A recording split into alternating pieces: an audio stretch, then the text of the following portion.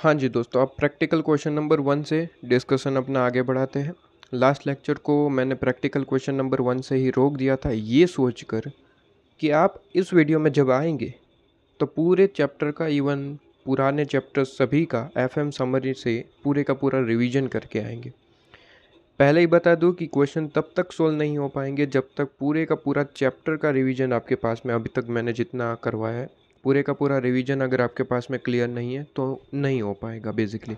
इसलिए आपको वक्त दिया गया था कि बेसिकली रिवीजन करके आएंगे तो ही यहाँ पे समझ आएगा, वरना आपके पास में समझ नहीं आने वाला है। प्रैक्टिकल क्वेश्चन नंबर हम 1 को डिस्कस करते हैं।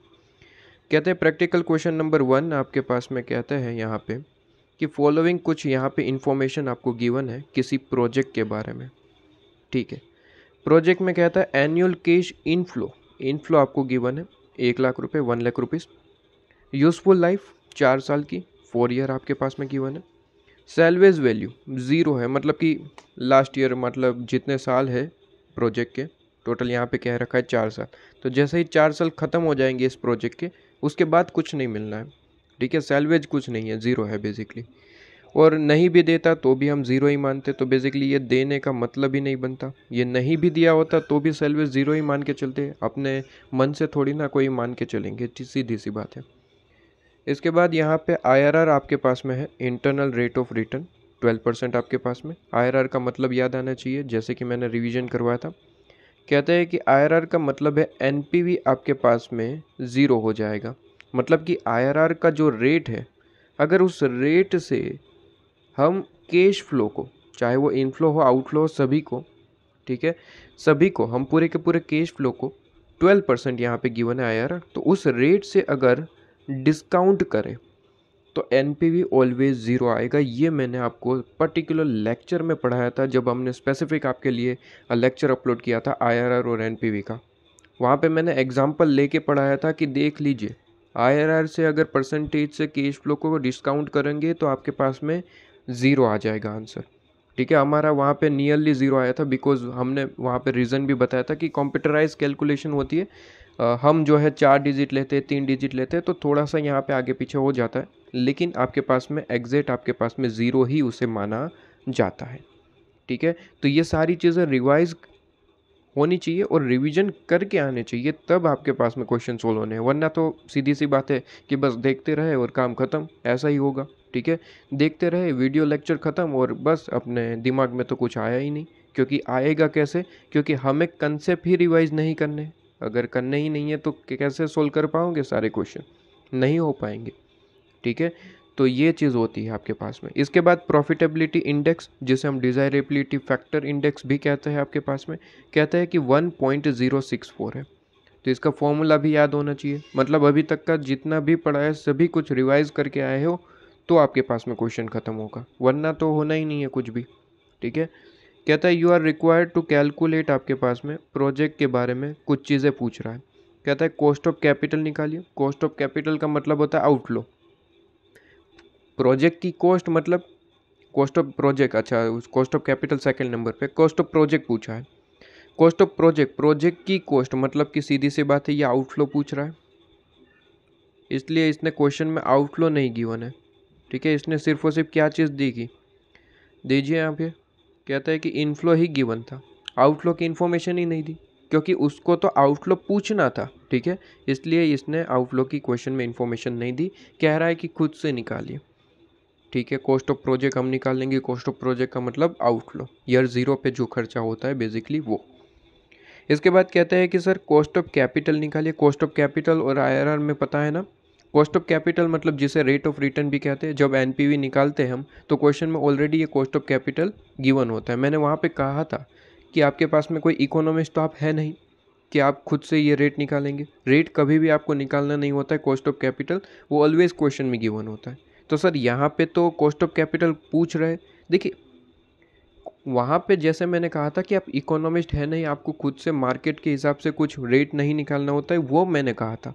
यहाँ पे cost of capital already question में छुपा हुआ है, वो आपको निकालना है। Cost of capital rate already question में गिवन है, बस आपको थोड़ी सी इन्फॉर्मेशन को एडजस्ट करके निकालना है।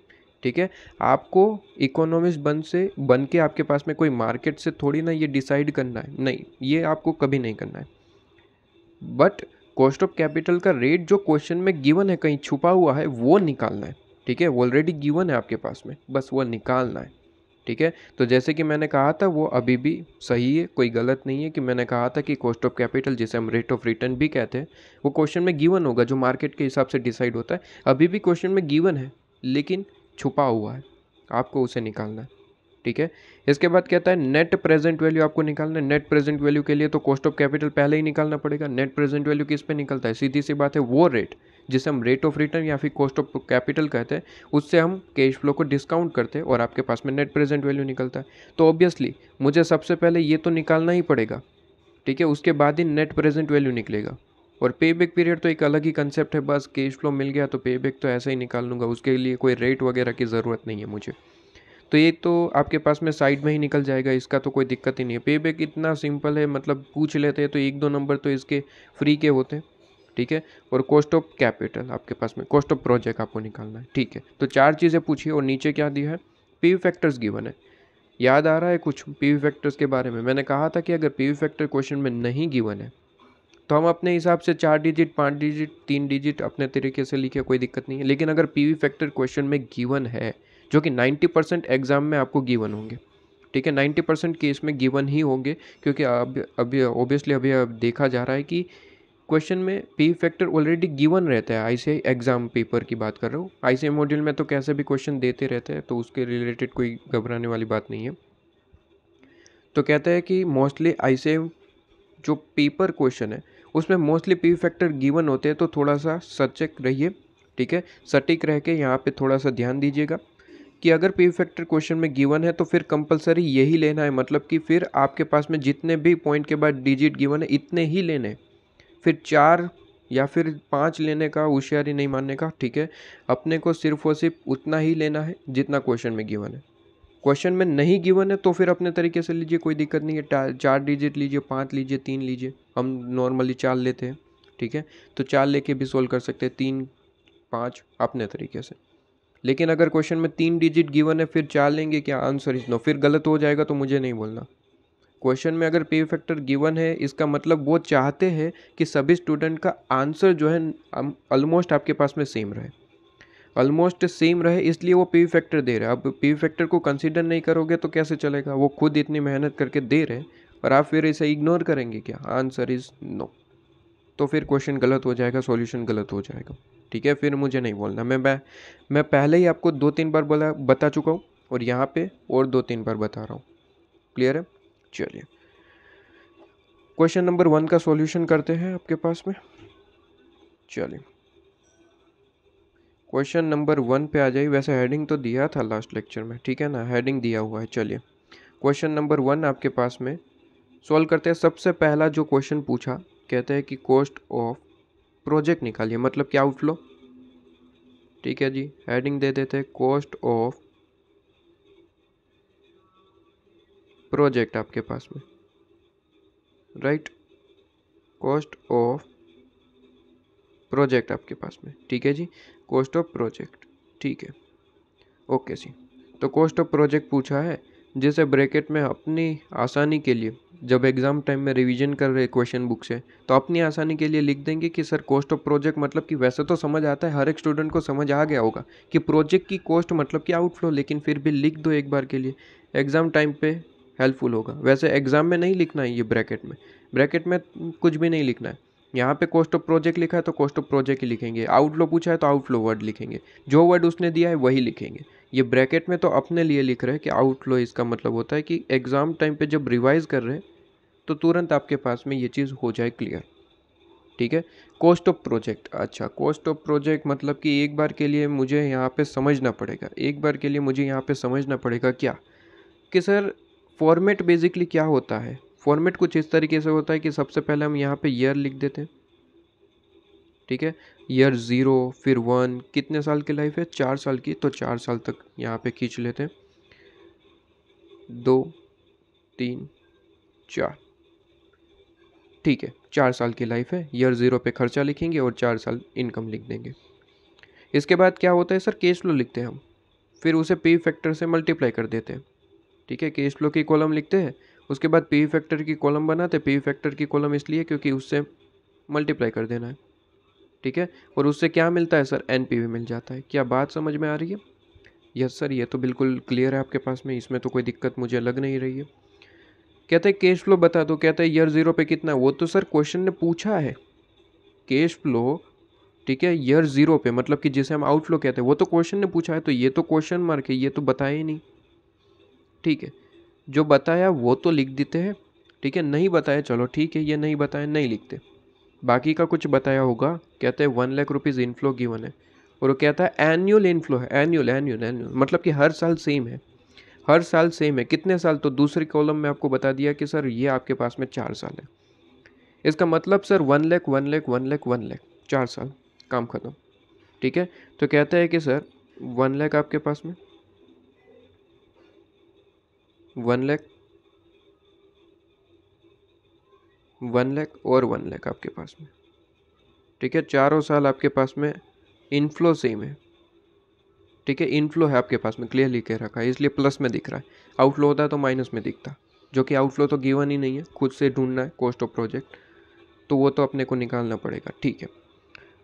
अच्छा, पी फैक्टर गिवन है, पी फैक्टर भी नहीं गिवन है सर। पी फैक्टर के लिए cost of capital, P factor का मतलब ही क्या होता है, कॉस्ट ऑफ कैपिटल, वो परसेंटेज से ही पी फैक्टर निकलता है, तो वो भी नहीं गिवन है, ठीक है सर। चलिए, ये चीज़ भी आपके पास में नहीं गिवन है, तो कहीं से उम्मीद तो लग नहीं रही है कि क्वेश्चन सोल्व कर पाएंगे। लेकिन यहाँ पे तभी मुझे यहाँ पे चीज़ दिखी कि 2 चीज़ें गिवन है, एक आईआरआर और एक प्रॉफिटेबिलिटी इंडेक्स। अब क्वेश्चन ने गिवन है तो हो सकता है कि इसका यूज़ कहीं ना कहीं हो रहा हो और इससे ही क्वेश्चन सोल्व हो रहा हो। तो एक बार के लिए मैं दोनों चीज़ों का एनालिसिस करके देखता हूँ। कहते हैं आईआरआर का मतलब क्या होता है। आईआरआर का मतलब तो सिंपल सा है, कहते हैं कि सर कैश फ्लो को अगर इस रेट से आप जो है डिस्काउंट करेंगे 12% के हिसाब से, मतलब कि 12% के हिसाब से पे फैक्टर, और उससे आप जो है डिस्काउंट करेंगे, मतलब कि उसका एनपीवी निकालेंगे, तो वो ऑलवेज ज़ीरो होगा। इसका एनपीवी ऑलवेज ज़ीरो होगा आपके पास में, ठीक है। ये अपने को पता है, लिखवाया भी आपके पास में एफएम समरी में। तो नोट्स ओपन रखिएगा, एफएम समरी साइड में ओपन होना चाहिए, ठीक है। और देखते जाने चाहिए, अगर कोई पॉइंट्स याद नहीं आ रहे, पहले ही मैंने कहा था रिवीजन तो करके आएंगे, फिर भी एक आध 2 पॉइंट ऐसा हो सकता है जो याद ना आए तो वापस से देखेंगे। बिल्कुल भी रिवीजन नहीं करके आए तो वो तो वीडियो रोक ही देंगे, ठीक है। पहले रिवीजन करके आएंगे, वरना फिर कोई फ़ायदा नहीं है बेसिकली इसमें, ठीक है जी। इसके बाद कहते हैं कि सर आपके पास में प्रॉफिटेबिलिटी इंडेक्स, ठीक है। प्रॉफिटेबिलिटी इंडेक्स का तो मतलब सर एक बार के लिए इसका भी फॉर्मूला यहाँ पे साइड में लिख लूँ, ठीक है।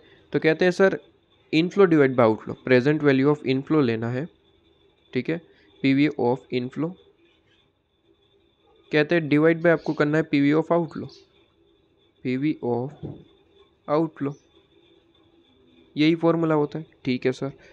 Present value of inflow given है क्या, प्रेजेंट वैल्यू ऑफ इनफ्लो नहीं है। हर साल इनफ्लो कितना होगा ये पता है, लेकिन उसे प्रेजेंट वैल्यू में कन्वर्ट करने के लिए पीवी फैक्टर कहाँ है दोस्त, पीवी फैक्टर तो उसने खुद पूछा है, तो ये तो नहीं हो पाएगा। और present value of outflow, outflow ही नहीं है तो उसे प्रेजेंट वैल्यू में कहाँ से कन्वर्ट करेंगे। वैसे आउटफ्लो तो प्रेजेंट वैल्यू पे ही होगा, ठीक है, क्योंकि उस पर पी फैक्टर कोई होता नहीं ईयर 0 पे।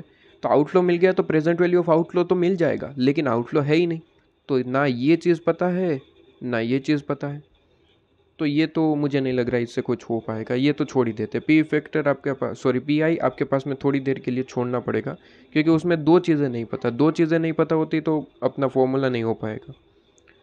आईआरआर, आईआरआर से तो एनपीवी 0 हो जाता है। आईआरआर के लिए रेट गिवन है, एनपीवी अपना 0 होगा, ये भी अपने को पता है। हाँ, आईआरआर से कुछ हो सकता है, क्या लगता है आपको। कहते हैं कि सर ये कैश फ्लो को अगर मैं 12% के हिसाब से पी फैक्टर लेके डिस्काउंट कर दूं, ठीक है, तो मेरा एनपीवी 0 आएगा। क्या ये चीज़ से मेरा मतलब निकल के आता है, मेरा एनपीवी क्या आ जाएगा सर, 0 आ जाएगा। क्या ये सभी स्टूडेंट मानते हैं, क्योंकि मैंने इसे प्रूव करके दिखाया था आपके पास में वीडियो में। तो यहाँ पे मैं मान के चलता हूँ कि हर एक स्टूडेंट को वो चीज़ क्लियर है। कोई स्टूडेंट नहीं देख के आया तो ये मेरी गलती नहीं है, प्लेलिस्ट में मैंने ऑलरेडी अरेंज करके सारे वीडियोज़ प्रोवाइड किए हैं, तो मैं तो मान के चलूँगा कि आप सारे वीडियोस देख के आए, ठीक है। तो एनपीवी 0 है आपके पास में जब हम 12% से कैश फ्लो को डिस्काउंट करेंगे, ठीक है। और एक चीज़ यहाँ पे कि अल्टरनेटिव यहाँ पे मेथड होता है कि जब इनफ्लो हर एक साल में इक्वल होता है तो हम उसे आपके पास में जो पी फैक्टर का सम है, जिसे हम सम ऑफ पी फैक्टर कहते हैं, उसे मल्टीप्लाई करके भी आंसर सोल्व कर सकते हैं। ये चीज़ भी आपको मैंने पढ़ाई थी, तो एक बार के लिए उसी तरीके से कैलकुलेशन कर लेते हैं। कहते हैं 1 2 3 4 इस तरीके से लिखने की ज़रूरत नहीं है, 1 2 4 इस तरीके से लिख के सिर्फ 1 लाख लिख देना है। तो 4 साल तक आपको 1 लाख लिखने की ज़रूरत नहीं, ये अल्टरनेटिव तरीका होता है। अभी जो लिखा है उस तरीके से भी कर सकते हैं, लेकिन थोड़ा सा लंबा प्रोसेस हो जाएगा, टाइमिंग ज़्यादा लगेगी। तो इस तरीके से भी कर सकते हैं कि 1 2 4 1 लाख लिख दिया। अब यहाँ पे 4 साल का पी फैक्टर का सम मैं लिख दूंगा और आपके पास में आंसर हो जाएगा। आउटफ्लो का तो अमाउंट पता नहीं है, इनफ्लो का अमाउंट पता है। तो इनफ्लो के लिए एक बार के लिए हम देख लेते हैं कि 4 साल का पी फैक्टर का टोटल कितना हो रहा है। ध्यान रहे क्वेश्चन में पी फैक्टर गिवन है। अगर क्वेश्चन में पी फैक्टर गिवन है तो आपके पास में उसका टोटल वहीं से करेंगे, ठीक है। तो यहाँ पे आपको 12% के हिसाब से पे फैक्टर गिवन है, उसका टोटल करेंगे 0.893 प्लस 0.797 सेकेंड ईयर का, थर्ड ईयर का और फोर्थ ईयर का, प्लस 0.712 प्लस 0.636। तो कहते हैं आपके पास में पी फैक्टर 4 सालों का आ रहा है 3.038 और ईयर 0 पे तो पी फैक्टर ऑलवेज भी 1, ये चीज़ भी आपके पास में क्लियर है, ठीक है सर। अब सर यहाँ पे कैश आउटफ्लो तो गिवन नहीं है, कैसे निकालेंगे? एक बार के लिए चलते हैं ना। कहते हैं कि सर ये तो आपको पता है 1 लाख, मतलब कि प्रेजेंट वैल्यू ऑफ इनफ्लो मिल जाएगा। सर बिल्कुल प्रेजेंट वैल्यू ऑफ इनफ्लो मिल जाएगा, लेकिन सर 12% के हिसाब से। इसे प्रेजेंट वैल्यू ऑफ इनफ्लो नहीं कहा जाता, क्योंकि ये 12% के हिसाब से तो एनपीवी 0 बनता है। ये प्रेजेंट वैल्यू ऑफ इनफ्लो किसे कहते हैं? जो मार्केट के हिसाब से, जो आपके पास में कॉस्ट ऑफ कैपिटल के हिसाब से इनफ्लो को हम डिस्काउंट करते हैं, तो उसे प्रेजेंट वैल्यू ऑफ इनफ्लो कहते हैं। क्या ये कॉस्ट ऑफ कैपिटल है? आंसर इज नो, ये आईआरआर रेट है। कॉस्ट ऑफ कैपिटल हो रहा है, आईआरआर, दोनों डिफरेंट है।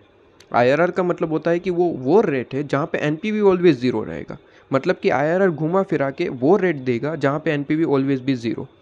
लेकिन कॉस्ट ऑफ कैपिटल का मतलब होता है मार्केट के हिसाब से वो रेट निकल के देता है, जिससे आप ये पता लगा सकते हैं कि प्रोजेक्ट में फ़ायदा हो रहा है या फिर नहीं। मतलब कि एनपीवी पॉजिटिव नेगेटिव कुछ भी आ सकता है वहाँ पे, लेकिन आईआरआर में ऑलवेज एनपीवी बी 0। क्या ये चीज़ क्लियर है? इसलिए यहाँ पे जो अमाउंट निकलेगा उसे प्रेजेंट वैल्यू ऑफ इनफ्लो कहने की भूल मत करना। प्रेजेंट वैल्यू ऑफ इनफ्लो तभी निकलता है जब इनफ्लो को आप कॉस्ट ऑफ कैपिटल रेट से डिस्काउंट करें। क्या ये कॉस्ट ऑफ कैपिटल रेट है? आंसर इज नो, ये आईआरआर रेट है। और अभी मैंने बताया आईआरआर और कॉस्ट ऑफ कैपिटल में क्या डिफरेंस होता है, ठीक है। तो कहते हैं 1 लाख इंटू 3.3 इंटू 3.038, ठीक है, इज इक्वल टू, तो यहाँ पे आपके पास में आ रहा है 3,03,800, 3,03,800। क्या ये प्रेजेंट वैल्यू ऑफ इनफ्लो है? नो, ये प्रेजेंट वैल्यू ऑफ इनफ्लो नहीं है। क्या बात क्लियर हो रही है सर? हाँ, तो ये प्रेजेंट वैल्यू ऑफ इनफ्लो नहीं है, ठीक है। ये आईआरआर के हिसाब से तो आप कह सकते हैं कि सर आईआरआर के हिसाब से डिस्काउंटेड इनफ्लो आ गया, लेकिन प्रेजेंट वैल्यू ऑफ इनफ्लो इसे नहीं कह सकते आप एक बार के लिए, ठीक है। चलिए बताइए सर, एनपीवी तो 0 आना है, ये तो चीज़ पता है, ये तो अपने को पहले से पता है। आईआरआर से ओबियसली कर रहे हैं तो सीधी सी बात है, एनपीवी तो ऑलवेज भी 0। तो बताइए सर, मुझे ये पता है कि किसी अमाउंट में से 3,03,800 माइनस करूँ तो 0 आना चाहिए। तो ये कौन सा अमाउंट होगा, बता सकते हैं? सर ऑब्वियसली ये क्या मजाक कर रहे हो सर, ये भी आपके पास में 3,03,800 होगा, और 0 ईयर पे है, मतलब कि खर्चा, मतलब कि माइनस में, मतलब कि सर ये आपको ऑब्वियसली मिल चुका है। ईयर 0 पे कितना खर्चा होना है? 3,03,800, 3,03,800। क्या बात समझ में आ रही है सर? इसका मतलब सर कॉस्ट ऑफ कैपिटल मिल गया, बिल्कुल कॉस्ट ऑफ कैपिटल मिल गया। सर कॉस्ट ऑफ कैपिटल कितना है? सॉरी, कॉस्ट ऑफ प्रोजेक्ट मिल गया, कॉस्ट ऑफ प्रोजेक्ट मिल गया, कितना है? ₹3,03,800। क्या ये चीज़ क्लियर है सभी को? क्या ये चीज़ क्लियर है? ध्यान से सुनना दोस्तों, इसे प्रेजेंट वैल्यू ऑफ इनफ्लो नहीं कह सकते, लेकिन इसे प्रेजेंट वैल्यू ऑफ आउटफ्लो कह सकते हैं। क्यों, मुझे बताएंगे? इसे हम प्रेजेंट वैल्यू ऑफ इनफ्लो नहीं कह सकते, क्योंकि रीज़न मैंने बताया कि ये 12% के हिसाब से डिस्काउंट हुआ है, और ये कॉस्ट ऑफ कैपिटल थोड़ी ना, ये तो आईआरआर रेट है। तो इसे प्रेजेंट वैल्यू ऑफ इनफ्लो आपके पास में नहीं कहेंगे, ठीक है, प्रेजेंट वैल्यू ऑफ इनफ्लो नहीं कहेंगे, ठीक है सर। ये चीज़ तो हमने को क्लियर है। लेकिन सर इसे प्रेजेंट वैल्यू ऑफ आउटफ्लो में कह सकता हूँ। ऐसा क्यों, आप सोचेंगे ज़रा। सर सीधी सी बात है, सुनो ना सर। कहते हैं कि कैश फ्लो जिसे हम आउटफ्लो कहते हैं ईयर ज़ीरो पे, उसे तो हमने किसी रेट से डिस्काउंट ही नहीं किया है। मतलब कि ऑलवेज ये प्रेजेंट वैल्यू ऑफ आउटफ्लो का है या फिर सिर्फ आउटफ्लो का है, दोनों सभी चीज़ें एक ही है। अगर इसे 12% के हिसाब से मैं डिस्काउंट करता तो मैं ये कहता कि सर ये तो 12% के हिसाब से डिस्काउंट हुआ है, और 12% तो हमारा IRR है, ना कि कॉस्ट ऑफ कैपिटल। तो उसे प्रेजेंट वैल्यू ऑफ आउटफ्लो नहीं मानते। लेकिन यहाँ पे तो आउटफ्लो ईयर ज़ीरो पे है, और ईयर ज़ीरो के लिए कोई भी फैक्टर नहीं होता, इसलिए हम 1 लिखते थे, क्योंकि ऑलवेज वो प्रेजेंट वैल्यू पे ही होता है। ठीक है, तो याद रहे सर, ये एग्ज़ाम में नहीं लिखना है, लेकिन मैं आपको सिंपली समझाने के लिए कि ये आपके पास में प्रेजेंट वैल्यू ऑफ आउटफ्लो है, जिसे हम कॉस्ट ऑफ प्रोजेक्ट भी कह सकते हैं। ठीक है, कॉस्ट ऑफ प्रोजेक्ट जिसे हम आउटफ्लो भी कह सकते हैं और प्रेजेंट वैल्यू ऑफ आउटफ्लो भी कह सकते हैं, क्योंकि ईयर ज़ीरो पे सारी चीज़ें प्रेजेंट वैल्यू पे ही होती है। ठीक है, इसे आप कह सकते हैं, यस ट्रू। लेकिन क्या मैं इसे, ये चीज़ जो आप यहाँ पे देख रहे हैं, इसे क्या प्रेजेंट वैल्यू ऑफ इनफ्लो कह सकता हूँ? प्रेजेंट वैल्यू ऑफ इनफ्लो कह सकता हूँ? Answer is no, answer is no. क्या बात समझ रहे हो? आंसर इज नो, इसे हम नहीं कह सकते। ये चीज़ बड़ी ही इंपॉर्टेंट है, ध्यान रखिएगा दोस्त। और ये क्वेश्चन खूब पूछा जाता है, ये जो क्वेश्चन आप देख रहे हैं एग्जाम में खूब बार पूछा गया। ठीक है, तो ये चीज़ होती है आपके पास में। तो जैसे ही आपके पास में ये चीज़ सोल्व हो जाती है, आपके पास में मिल गया कॉस्ट ऑफ प्रोजेक्ट। ठीक है, इसे प्रेजेंट वैल्यू ऑफ आउटफ्लो भी कह सकते हैं आपके पास में, और सिर्फ आउटफ्लो भी कह सकते हैं, क्योंकि ईयर ज़ीरो पे आउटफ्लो जो है वो ऑलवेज प्रेजेंट वैल्यू पे होता है। तो प्रेजेंट वैल्यू बोले या फिर ना बोले, ऑलवेज वो प्रेजेंट वैल्यू पे ही है। लीजिए, पहला क्वेश्चन खत्म। क्या बात समझ में आ गई? ठीक है, अब सेकंड क्वेश्चन पूछा है जो, उसे सोल्व करने की कोशिश करते हैं। कहता है पॉइंट नंबर 2, क्वेश्चन नंबर 2 आपके पास में। ठीक है, ओके। तो यहाँ पे ये चीज़ तो आपके पास में वर्किंग नोट में बनी है। ठीक है, तो इसे थोड़ा सा यहाँ पे लाइन वगैरह ड्रॉ कर देना।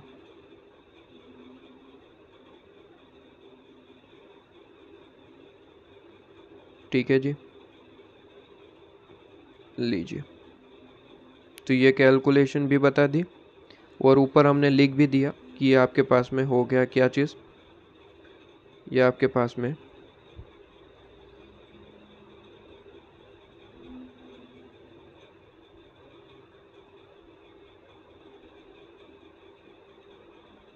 प्रेजेंट वैल्यू ऑफ आउटफ्लो हो गया। लीजिए, तो ये क्वेश्चन भी आपके पास में पॉइंट ख़त्म। अब यहाँ पे कहता है पॉइंट नंबर 2, कहता है कॉस्ट ऑफ कैपिटल निकालिए। कॉस्ट ऑफ कैपिटल जिसे हम रेट ऑफ रिटर्न भी कह सकते हैं। लेकिन क्या यहाँ पे होशियारी मार के क्या रेट ऑफ रिटर्न लिख के आएंगे? Answer is no. मैंने कहा है ना, क्वेश्चन ने जो बोला है वही हम यहाँ पे लिख के आएंगे, और उसी तरीके से आप जो है इसका आंसर दिखाएंगे, शो करेंगे। Cost of capital is equal to, इस तरीके से। ठीक है, रेट ऑफ रिटर्न अपने को पता है, लेकिन वर्ड कौन सा यूज़ करा क्वेश्चन ने, वही लिखने का। पी फैक्टर कितना दिया है वही लेने का। ठीक है, तो क्वेश्चन जैसे खुद बोल रहा है, तो फिर अपने को ज़्यादा, हाँ जी, होशियारी नहीं मानने की। ठीक है, चलिए।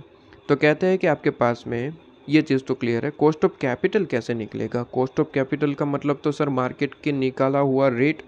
ठीक है, तो मार्केट से निकाला हुआ रेट, हम कोई इकोनॉमिस्ट तो है नहीं कि खुद से निकालेंगे। ऑब्वियसली क्वेश्चन में ही कहीं ना कहीं गिवन है, जो हमें पता नहीं चल पा रहा है एग्जैक्टली कि कैसे निकालें।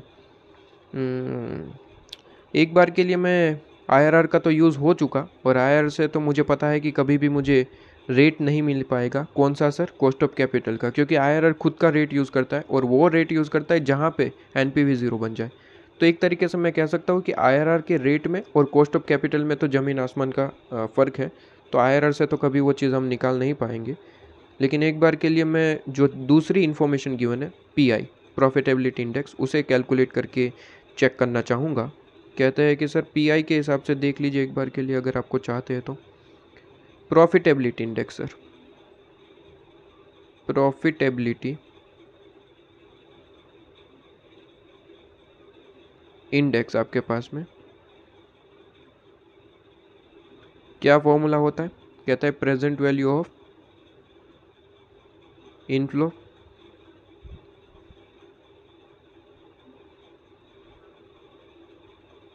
Present value of inflow divide by present value of outflow.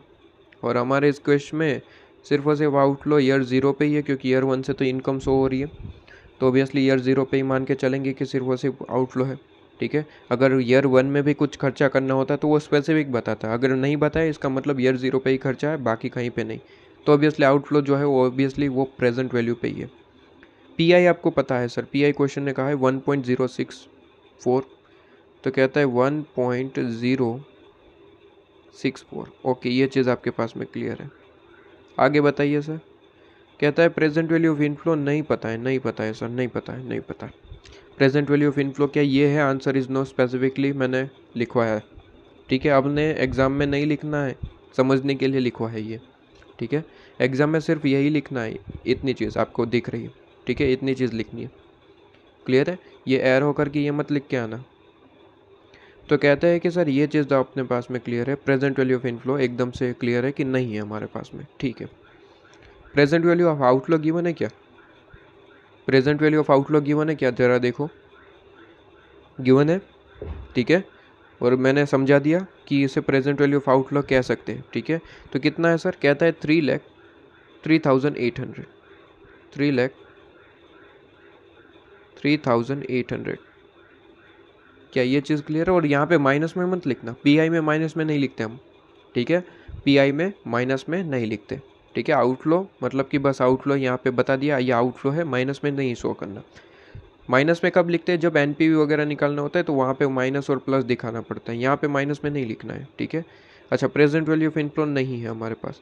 अच्छा, फॉर्मूले में 3 चीज़ें हैं जिसमें से 2 चीज़ें मुझे पता है, तो क्या तीसरी चीज़ निकल पाएगी बड़े आराम से, कोई दिक्कत के बिना? ठीक है, तो कहता है कि आपके पास में 3,03,800 इंटू कहता है 1.064। ठीक है, तो आप शांति से निकाल पाएंगे आंसर, प्रेजेंट वैल्यू ऑफ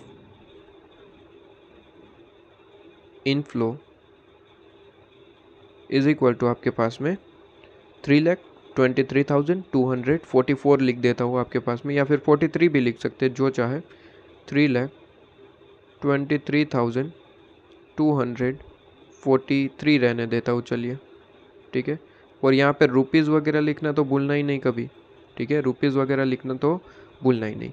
अच्छा, प्रेजेंट वैल्यू ऑफ इनफ्लो निकला क्या? प्रेजेंट वैल्यू ऑफ इनफ्लो पूछा है question, answer is no cost of capital पूछा है, जिसे हम रेट ऑफ रिटर्न कहते हैं। अच्छा सर, एक बार के लिए वापस से फॉर्मेट बना के चेक करना चाहूँगा मैं सर, एक बार के लिए वापस से ये फॉर्मेट बनाना चाहूँगा, और ये फॉर्मेट से वापस से मैं एक बार के लिए एनालिसिस करना चाहूँगा। क्या कर सकता हूँ? बिल्कुल करिए सर। ठीक है, बिल्कुल करिए, इसमें हमें क्या ही दिक्कत हो सकती है। कहते हैं ईयर आपके पास में। ठीक है, आपके पास में ईयर आपको सबसे पहले लिखना होता है सर, तो यहाँ पे हमने लिख दिया ईयर्स।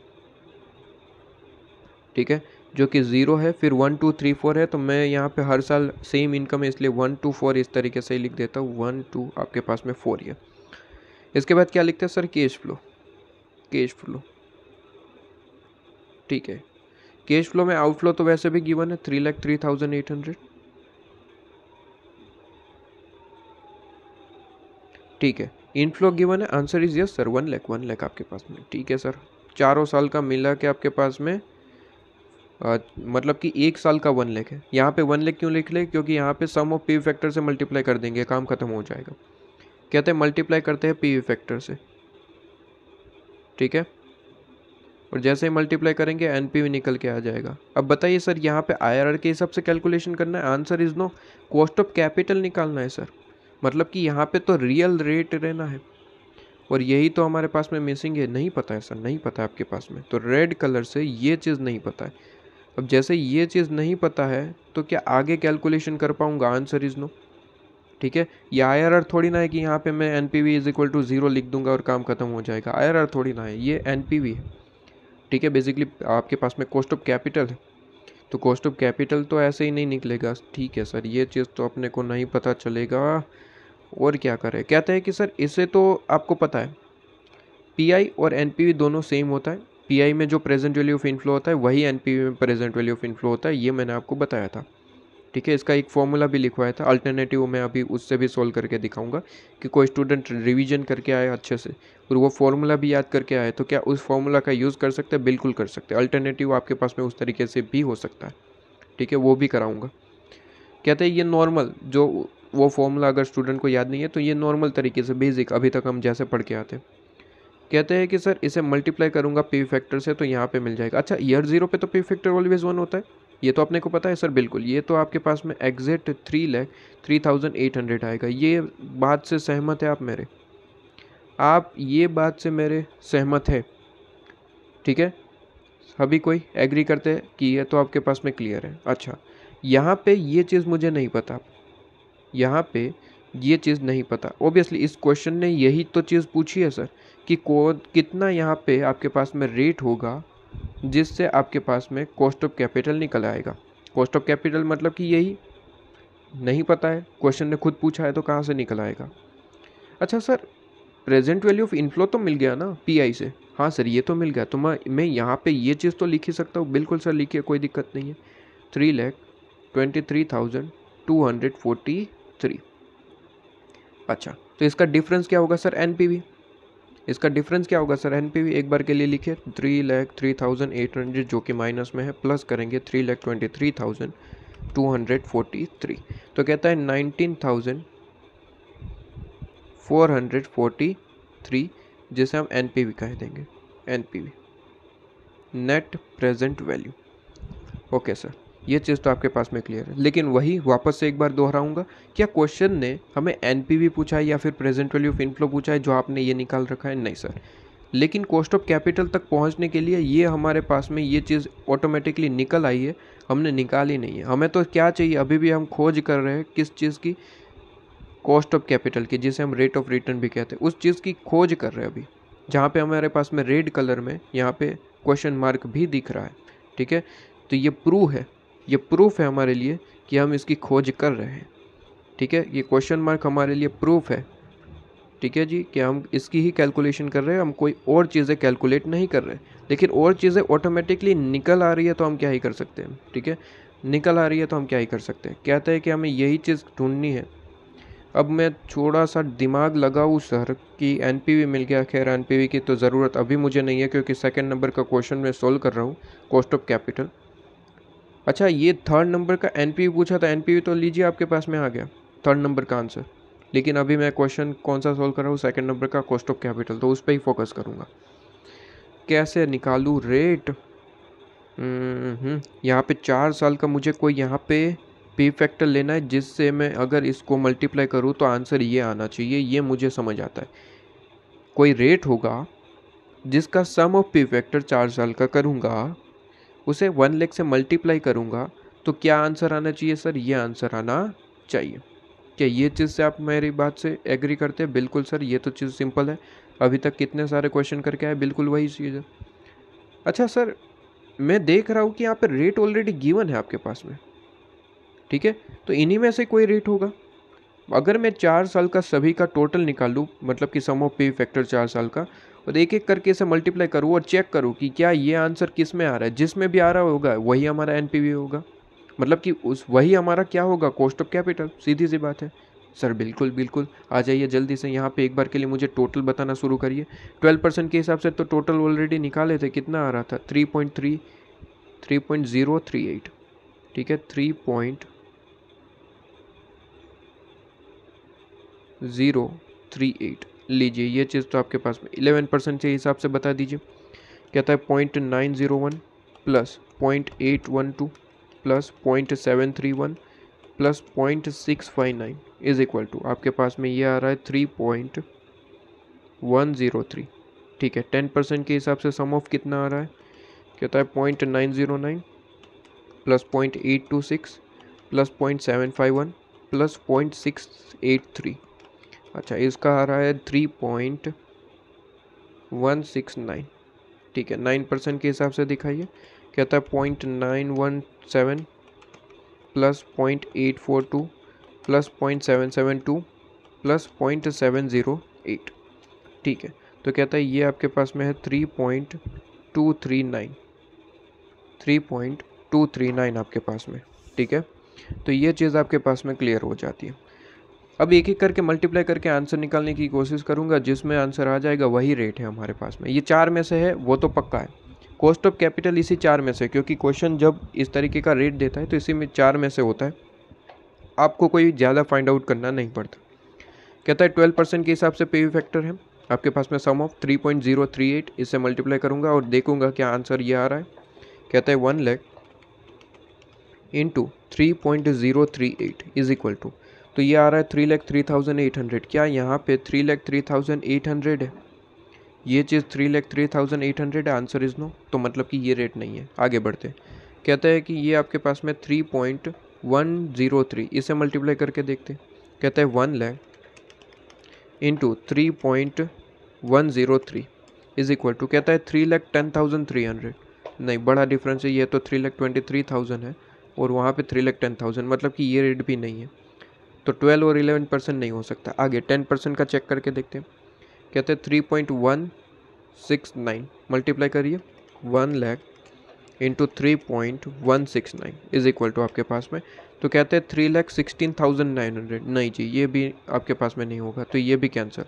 तो तीनों कैंसिल हो चुके हैं। चौथा ऑब्वियसली यही आंसर होगा, एक बार के लिए उसे देख लेते हैं। कहते हैं 1 lakh into 3.239 is equal to आपके पास में 3,23,900। सर यहाँ पे 3,23,243 है, ऐसा क्यों? इसलिए क्योंकि यहाँ पे पॉइंट में थोड़ा बहुत डिफरेंस होता है। तो मैंने कहा था सर 200-300 का वैसे भी डिफरेंस आता है, तो घबराने वाली बात नहीं है। जब लाखों की बात होती है, जब 400-500 का डिफरेंस होता है कोई दिक्कत नहीं है, ठीक है। लेकिन आंसर यही नियरली है, ठीक है। सबसे ज़्यादा नियरली कौन सा है सर? यही आंसर है। इसका मतलब हमने रेट निकाल लिया दोस्तों, ठीक है। रेट हमने निकाल लिया है सर, 9% है। मुबारक हो, ठीक है, मुबारक हो। 9% आपके पास में आ गया है सर रेट। लीजिए 9% निकाल लिया हमने, ये रेट आपके पास में। क्या ये चीज़ आपके पास में क्लियर है? और 9% कैसे निकाला? तो कहते हैं कि सर आपके पास में आप इस तरीके से दिखा भी सकते हैं कि इस तरीके से हमने चेक किया। क्या ऐसा लिखेंगे? आंसर इज नो, सिंपल सा है। देखिए कहते हैं कि 1 लाख को यहाँ पे समझना सर, प्रेजेंट वैल्यू फैक्टर, ठीक है, जिसे हम ब्रैकेट में लिखेंगे सम, क्योंकि हम 4 साल का एक साथ ही कर रहे हैं, ठीक है। कहते हैं कि सर कैसे निकलता है प्रेजेंट वैल्यू फैक्टर? सीधी सी बात है, कैश फ्लो को पी फैक्टर से, सॉरी यहाँ पे एनपीवी लिखना था, एक बार के लिए रुक जाइएगा। कहते हैं कि सर मुझे बताइए एनपीवी कैसे निकलता है। एनपीवी, या फिर बेसिकली मैं यहीं पे फोकस कर रहा हूँ, तो प्रेजेंट वैल्यू ऑफ इनफ्लो लिखता हूँ। प्रेजेंट वैल्यू ऑफ इनफ्लो कैसे निकलता है मुझे बताइए। सर सीधी सी बात है, कैश फ्लो जो है आपके पास में, बेसिकली मैं पर्टिकुलर बात करूँ तो कैश इनफ्लो लेना है आपको और पी फैक्टर से मल्टीप्लाई कर देना है सर। पी फैक्टर से मल्टीप्लाई कर देना है, यही निकलता है। बिल्कुल सर।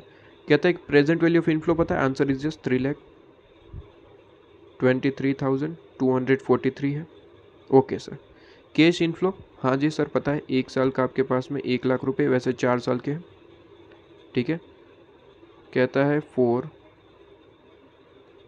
ईयर्स, ठीक है। और यहाँ पे आपके पास में सम ऑफ पी फैक्टर निकल के आ जाएगा, ठीक है। यहाँ पे पी फैक्टर लिखिए, लेकिन ब्रैकेट में सम लिखिएगा, क्योंकि हम 4 साल की एक साथ कैलकुलेशन कर रहे हैं, ठीक है।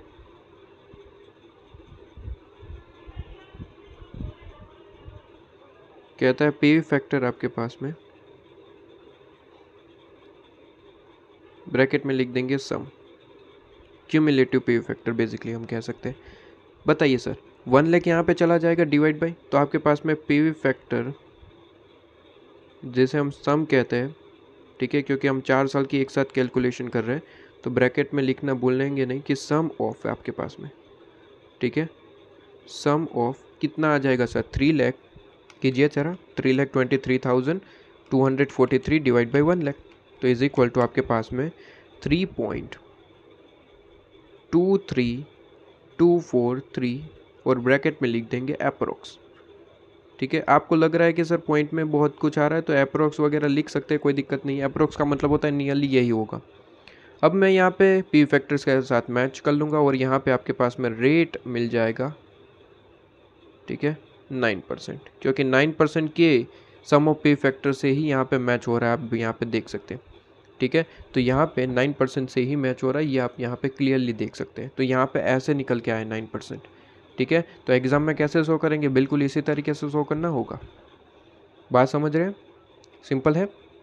ठीक है, अच्छा सर ये ब्रैकेट वगैरह आपके पास में ये सारी चीज़ें हो चुकी, इसी तरीके से एग्ज़ाम में लिखेंगे, बिल्कुल इसी तरीके से लिखिए, कोई दिक्कत वाली बात नहीं है, ये शो करके आना। ठीक है, ये चीज़ आपके पास में वर्किंग, आपके पास में नोट इस तरीके से लिखिए।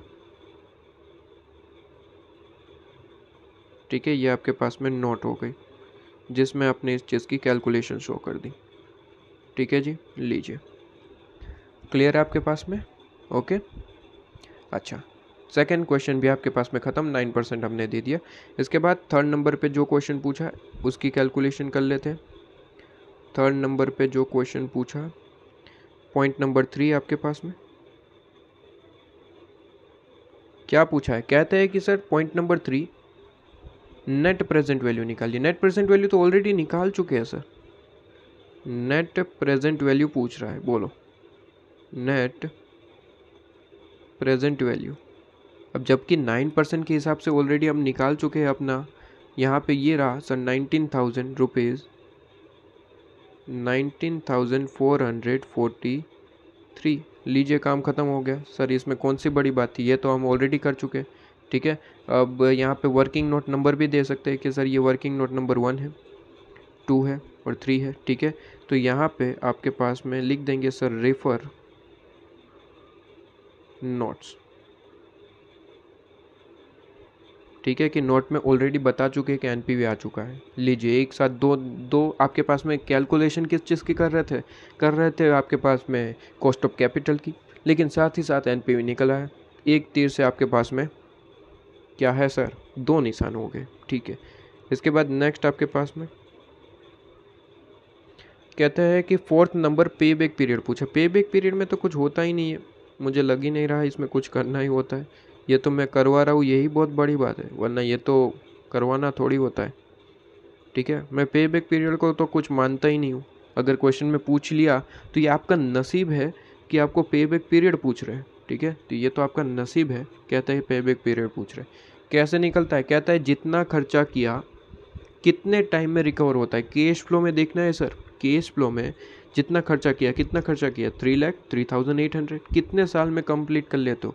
कहता है देखिए 4 साल तक 1 लाख मिलने। ठीक है, तो कैलकुलेटर में लिखेंगे सर कितना सर, 3,03,800 लिख देंगे सबसे पहला आउटफ्लो, वैसे ही जैसे मैंने आपको समझाया था। और प्रैक्टिस भी अच्छी खासी करवाते कहूँ आपके पास में पे बैक पे, तो मुझे लगता ही नहीं कि अभी इसमें कुछ समझाना चाहिए। कहता है पहले साल में 1 लाख मिलेगा माइनस 1 लाख, क्या अभी भी कुछ अमाउंट चाहिए, आंसर इज जस्ट 2,03,800 चाहिए।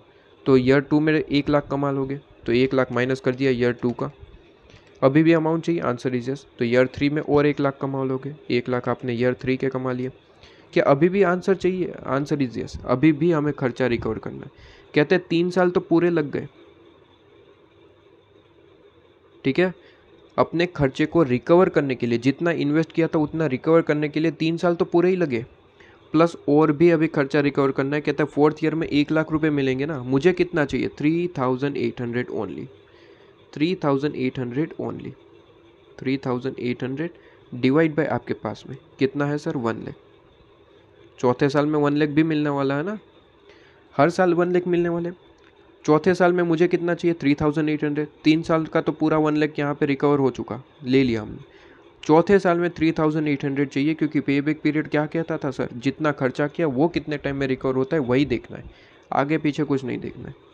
ठीक है सर, बता दो एक बार के लिए। कहता है कि 3,800 divide by 1 lakh is equal to आपके पास में आ रहा है 0.038, प्लस कर दूंगा 3, तो यहाँ पे पे बैक पीरियड आ जाएगा 3.038, और ये इन ईयर्स होता है, ईयर्स आपके पास में। लीजिए, ये चीज़ भी आपके पास में ख़त्म हो जाती है करके, पूरे का पूरा क्वेश्चन ख़त्म आपके पास में। क्या ये चीज़ क्लियर हुई सभी को, ये चीज़ आपके पास में क्लियर है। ठीक है, तो एक बार के लिए यहाँ पे सॉल्यूशन से मैं आंसर भी मैच करवा देता हूँ ताकि कोई दिक्कत ही ना आए, साथ साथ मैच करते चलेंगे। कॉस्ट ऑफ प्रोजेक्ट सबसे पहले ये बताया 3,03,800, आप देख सकते हैं 3,03,800 800 आपके पास में आ रहा है आंसर, ठीक है। लीजिए 3,03,800। ओके जी। इसके बाद सेकंड कॉस्ट ऑफ कैपिटल पूछा था 9% अप्रोक्स, क्योंकि अप्रोक्स इसलिए लिखा क्योंकि एग्जैक्ट आंसर आपके पास में मैच नहीं हो रहा था, लेकिन अप्रोक्स इसी तरीके से आ रहा था, इसलिए यहाँ पे आप देख सकते हैं 9%, ठीक है। नियरेस्ट यही था इसलिए। इसके बाद क्या पूछा था सर, नेट प्रेजेंट वैल्यू ऐसे ही निकाल चुके थे सर, ठीक है। वो तो बस हमको यहाँ पे बस यही लिखना था कि नेट प्रेजेंट वैल्यू ऐसे निकाले बस, बाकी तो वर्किंग नोट तो वैसे ही हो चुकी थी कॉस्ट ऑफ कैपिटल निकालते वक्त ही, तो कोई एक्स्ट्रा कैलकुलेशन तो करना ही नहीं पड़ा आपके पास में, ठीक है। वैसे ही यहाँ पे बता चुके थे, ठीक है। इसके बाद कहता है कि पे बैक पीरियड 3 पॉइंट आपके पास में 38 ईयर्स आपके पास में काम ख़त्म हो जाता है। लीजिए, ठीक है, क्वेश्चन आपके पास में ख़त्म हो जाता है। वैसे टाइम लगा, लेकिन क्यों लगा, क्योंकि एक एक चीज़ मुझे समझानी थी। क्या एग्ज़ाम में टाइम लग सकता है, आंसर इज नो, ठीक है। लेकिन ध्यान रहे, ये क्वेश्चन समझने के बाद खुद से प्रैक्टिस 2-3 बार करने होंगे। एक ही क्वेश्चन को 2-3 बार प्रैक्टिस करना है, तभी होगा। पहले ही बता दे तो ICA मॉड्यूल के एक एक क्वेश्चन हर एक चैप्टर का 2 बार मिनिमम आपके पास में लिखे हुए होने चाहिए, तभी होगा, वरना तो क्लियर ही नहीं हो पाएगा। आपके पास में पहले ही बता देता हूँ, फिर बोलना नहीं कि आपने पास ने बताया नहीं सर आपने किस तरीके से प्रैक्टिस करनी है। वो तो हर बार बता रहा हूँ, स्पेसिफिक वीडियो में भी मैंने बताया। ICA मॉड्यूल का तो क्वेश्चन एकदम से मतलब आंसर तक याद रह जाए, इस तरीके से प्रैक्टिस करिए। और पास्ट पे RTP MTP वो चलो ठीक है, आपके पास में बाद में करते हैं, ठीक है जी। चलिए, इसके बाद मुझे बताइए सर आगे कौन सा क्वेश्चन है। कहता है आपके पास में नेक्स्ट क्वेश्चन क्या है। नेक्स्ट क्वेश्चन कहते हैं, नेक्स्ट क्वेश्चन में कोई लॉकवुड करके लिमिटेड करके कोई कंपनी है, कहता है टू रिप्लेस इस old machine with the new machine, ठीक है। कहता है ओल्ड मशीन है, अब वो न्यू मशीन में क्या करना चाहते हैं, रिप्लेस, क्योंकि न्यू ऑटोमेटिक मशीन है तो अब ये करना चाहते हैं रिप्लेस। बहुत बढ़िया। कहता है कि 2 मॉडल्स है आपके पास में, A और B। न्यू मशीनरी में न्यू आपके पास में 2 मॉडल है। जैसे हम टीवी फ्रिज लेने चलते हैं तो कितने सारे मॉडल्स होते हैं, वैसे इस मशीनरी में 2 ही मॉडल आपके पास में, A और B, ठीक है। कहता है दोनों सेम कॉस्ट पे, दोनों की कॉस्ट 5 लाख है। जो भी मॉडल चाहिए अपने तरीके से सिलेक्ट कर लो, क्योंकि 5 लाख रुपए ही दोनों में आपके पास में प्राइस है। तो सीधी सी बात है, फ्रिज लेने गए और 2 तरीके के फ्रिज है, डिफरेंट तरीके के, दोनों की प्राइस 5 लाख रुपए। बहुत बढ़िया। कहते हैं salvage value of old machine, मतलब कि ओल्ड मशीन जो है ना वो तो रिप्लेस में देने वाले हैं, तो उसकी सेल्वेज वैल्यू 1 लाख रुपीज़ रहेगी। तो इस इतने तक का मतलब समझे, इतने तक का मतलब ये निकल के आता है कि सर रिप्लेसमेंट होगा। दुकानदार जो है, फॉर एग्जांपल मशीन की जगह मैं फ्रिज ले रहा हूँ, आपको ज़्यादा समझ आए। कहता है दुकानदार जो है वो एग्री है कि हम हमारा ओल्ड मशीन उसे दे देंगे और उसके बदले वो क्या देगा सर, न्यू मशीन देगा। जैसे कि फ़ोन फ्लिपकार्ट अमेज़ोन में फ़ोन एक्सचेंज करते हो, आपको पता ही है, वो तो बेहतर एग्जांपल है, आपको रियल लाइफ एग्जांपल दिख रहा है। कहता है कि सर एक फ़ोन परचेस करना है, उसके बदले हमारा ओल्ड फ़ोन हम दे देते हैं। ओल्ड फ़ोन के बदले कुछ पैसे देता है, वो काट के हमें रिमेनिंग पैसे पे करने होते हैं। फॉर एग्जांपल 20,000 का फ़ोन आप न्यू परचेस करने वाले, उसके बदले ओल्ड फ़ोन आपने दे दिया जिसके 2,000 मिलने, ठीक है। तो कहता है कि सर रिमेनिंग अमाउंट आपसे वो ले लेंगे 18,000, मतलब कि 18,000 आपके पास में, 18,000 ले लेंगे, 2,000 काट देंगे आपके पास में ओल्ड आपके पास में फ़ोन का। वैसा ही यहाँ पे कहता है कि 2 मशीन है आपके पास में, जो भी लेना है ले सकते, आप अपने तरीके से चॉइस करिए, A लेना है B लेना है। कहते हैं कि सर 5 लाख रुपए की दोनों की प्राइस है और ओल्ड मशीन के बदले 1 लाख रुपए आपको मिल जाएंगे। तो रिमेनिंग पे कितना करना है, 4 लाख रुपए। सीधी सी बात है सर, इसमें कौन सी बड़ी बात थी, इतना टाइम ले लिया सर ये समझाने के लिए, ये तो अपने को वैसे ही क्लियर था सर, वैसे ही क्लियर था, ठीक है। कहता है यूटिलिटी ऑफ एग्जिस्टिंग मशीन, कहता है कैन बी यूज। यूटिलिटी का मतलब होता है कुछ स्पेयर पार्ट भी हमारे पास में पड़े हुए मशीन के, ओल्ड मशीन के। एग्जिस्टिंग का मतलब ओल्ड मशीन जो अभी हमारे पास में है मशीन, ठीक है, उसके कुछ स्पेयर पार्ट पड़े हैं।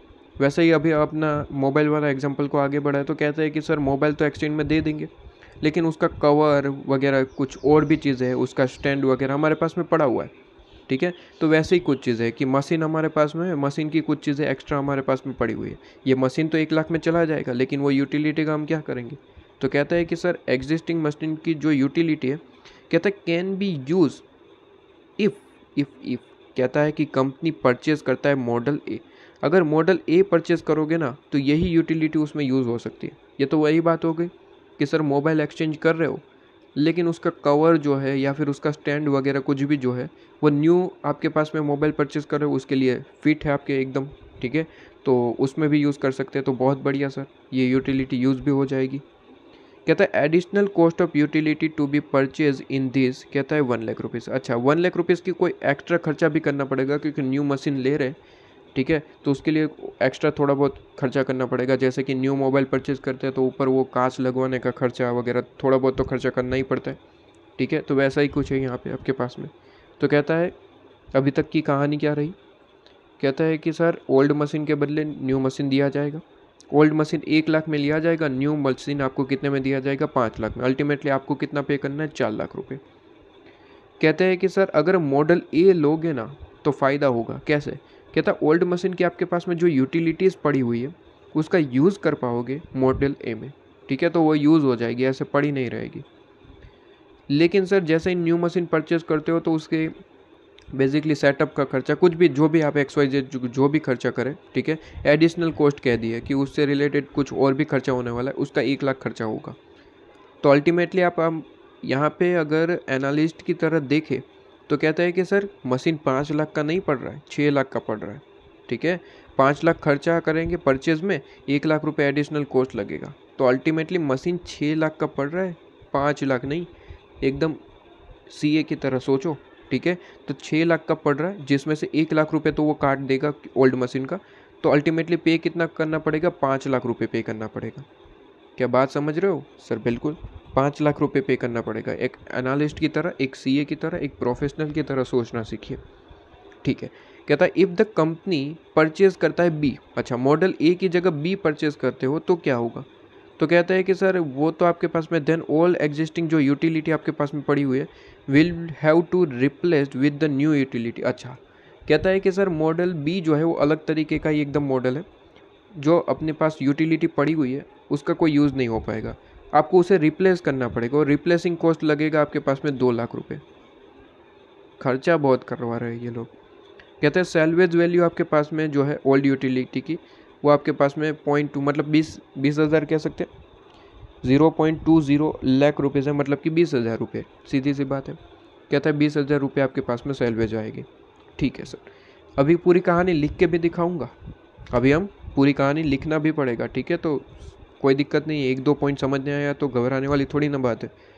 कहता है कैश इनफ्लो गिवन है मॉडल ए का, कितना कितना इनफ्लो होगा, और आउटफ्लो इनफ्लो भी आपके पास में B का भी गिवन है। आउटफ्लो तो वैसे भी ऊपर ही गिवन है, ठीक है। 5,00,000 रुपये खर्चा होना है, 1,00,000 रुपये एक्स्ट्रा होना है, ये सारी चीज़ें। तो आउटफ्लो वहाँ से निकाल लेंगे, इनफ्लो आपको डायरेक्टली गिवन है। अच्छा, PV फैक्टर के लिए परसेंटेज ऑलरेडी गिवन है, वो तो ऑलरेडी गिवन ही होता है, सीधी सी बात है। आपने मार्केट इकोनॉमिस्ट तो है नहीं कि हम निकाल के आएंगे, सीधी सी बात है। क्वेश्चन में या तो कहीं छुपा हुआ होगा या फिर डायरेक्टली गिवन होगा, अपने को डिसाइड करना नहीं होता बेसिकली। तो 15% गिवन है, उसके हिसाब से आपको सारी चीज़ें हैं। क्या कहता है, कहता है कि सर कैपिटल आपके पास में 15% है, कॉस्ट ऑफ कैपिटल या फिर रेट ऑफ रिटर्न, ठीक है। वो तो ऑब्वियसली यहाँ पे बता दिया था, क्या ही दिक्कत थी, ठीक है। कहता है you are required to compute आपके पास में कि दोनों मशीन की सेपरेटली आपको कैलकुलेशन करनी है, ठीक है सर। क्या कैलकुलेट करना है, कहता है नेट प्रेजेंट वैल्यू कैलकुलेट करिए, ठीक है। सारी चीज़ें कैलकुलेट करने के लिए कह रहा है, net present value NPV calculate करिए। इसके बाद discounted pay back period, discounted pay back period समझाया था, लिखवाया है आपको FM समरी में, ठीक है। और कहता है डिजायरेटिव फैक्टर, क्या लिखा है सर, क्या PI लिखा है, प्रॉफिटेबिलिटी इंडेक्स, नहीं। मैंने कहा था वहीं पे 2-3 नाम इसलिए लिखवा दिए मैंने आपको FM समरी में कि सारे नाम याद रखने, कोई भी नाम दे सकता है, आपको याद होना चाहिए कि इसका फॉर्मूला एक ही होता है, ठीक है। और कहता है कि एक और क्वेश्चन पूछ लिया कि बता देना एक साथ कि कौन सा मशीन सिलेक्ट करना चाहिए तीनों मेथड के हिसाब से। तो तीनों मेथड का डिफरेंट ओपिनियन है, मैंने इंपॉर्टेंट नोट्स करके सब में लिखवा दिया है कि किस तरीके से हम डिसाइड करते हैं। जैसे कि पे बैक पीरियड, तो उसमें अच्छा है बुरा है कैसे डिसाइड करते हैं। तो सीधी सी बात है, नंबर ऑफ़ ईयर जितना कम रहेगा वो बेस्ट रहेगा। NPV में कहता है कि जितना पॉजिटिव NPV जितना ज़्यादा होगा वो बेस्ट रहेगा। और डिज़ायरेटिव फैक्टर में PI मतलब कि कहता है कि सर 1 से ज़्यादा आपके पास में जितना रहेगा वो अच्छा रहेगा। ये सारी चीज़ें लिखवा चुका हूँ, बस काम था तो रिवीजन करके आना था बस, ठीक है।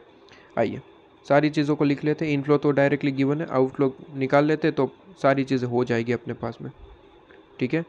सारी चीज़ें आपके पास में हो जाएगी। चलिए आ जाइए, कहते हैं कि आपके पास में क्वेश्चन नंबर आपके पास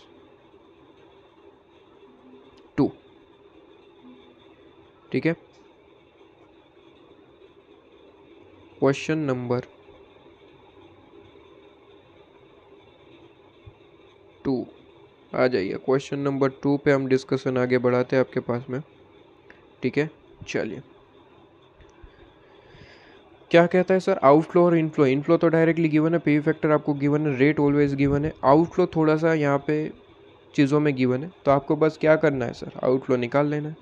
कहते हैं कैलकुलेशन ऑफ आउटफ्लो, क्योंकि सीधी सी बात है, देखिए ना, नेट प्रेजेंट वैल्यू पूछा है। नेट प्रेजेंट वैल्यू के लिए ओबियसली आउटफ्लो और इनफ्लो की ज़रूरत पड़ेगी। इनफ्लो तो वैसे गिवन है, आउटफ्लो ईयर 0 पे कितना खर्चा होना है वो निकालिए। ईयर 1 से तो पता है सारी चीज़ें, ईयर 0 के लिए निकालना है, वो हम यहाँ पे कैलकुलेट कर रहे हैं। क्या बात समझ में आ रही है? तो कहता है ईयर 0 पे जो खर्चा होगा, जिसे हम आउटफ्लो कहता है, वो निकालना पड़ेगा। कहता है कैलकुलेशन ऑफ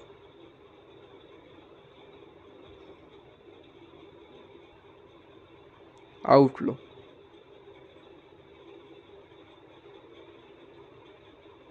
ठीक है जी। कहता है पर्टिकुलर यहाँ पे लिखेंगे, थोड़ा तरीके से लिखेंगे बस, ठीक है। एग्जाम पॉइंट ऑफ व्यू से इंपॉर्टेंट इस तरीके से लिखेंगे। कहता है प्रोजेक्ट ए का सबसे पहले हम निकाल लेते हैं, प्रोजेक्ट नहीं मशीन, मॉडल कहा था, हाँ मॉडल, ठीक है। जो भी वर्ड यूज़ करा है वही लिखेंगे। वैसे नाम बस मॉडल ए, प्रोजेक्ट ए ऐसा ही लिखते रहते, कोई फ़र्क थोड़ी ना पड़ना है, नाम चेंज करते रहते हैं, ठीक है। कहता है मॉडल ए आपके पास में, ठीक है, मॉडल ए। और यहाँ पे आपके पास में साइड में मॉडल बी का भी दिखा देंगे। सबसे पहले मॉडल ए की कैलकुलेशन कर सकते हैं, ठीक है, उसके बाद बी की कैलकुलेशन करेंगे। मॉडल ए की वैसे तो कैलकुलेशन में डायरेक्टली बता चुका, आंसर भी ऐसा ही दिख रहा है सर। कहता है कि आपके पास में, फिर भी लिख के चलिए करते हैं। बताइए सबसे पहले, कहता है कि कॉस्ट कितनी पड़ेगी। कॉस्ट ऑफ मशीन क्या है सर?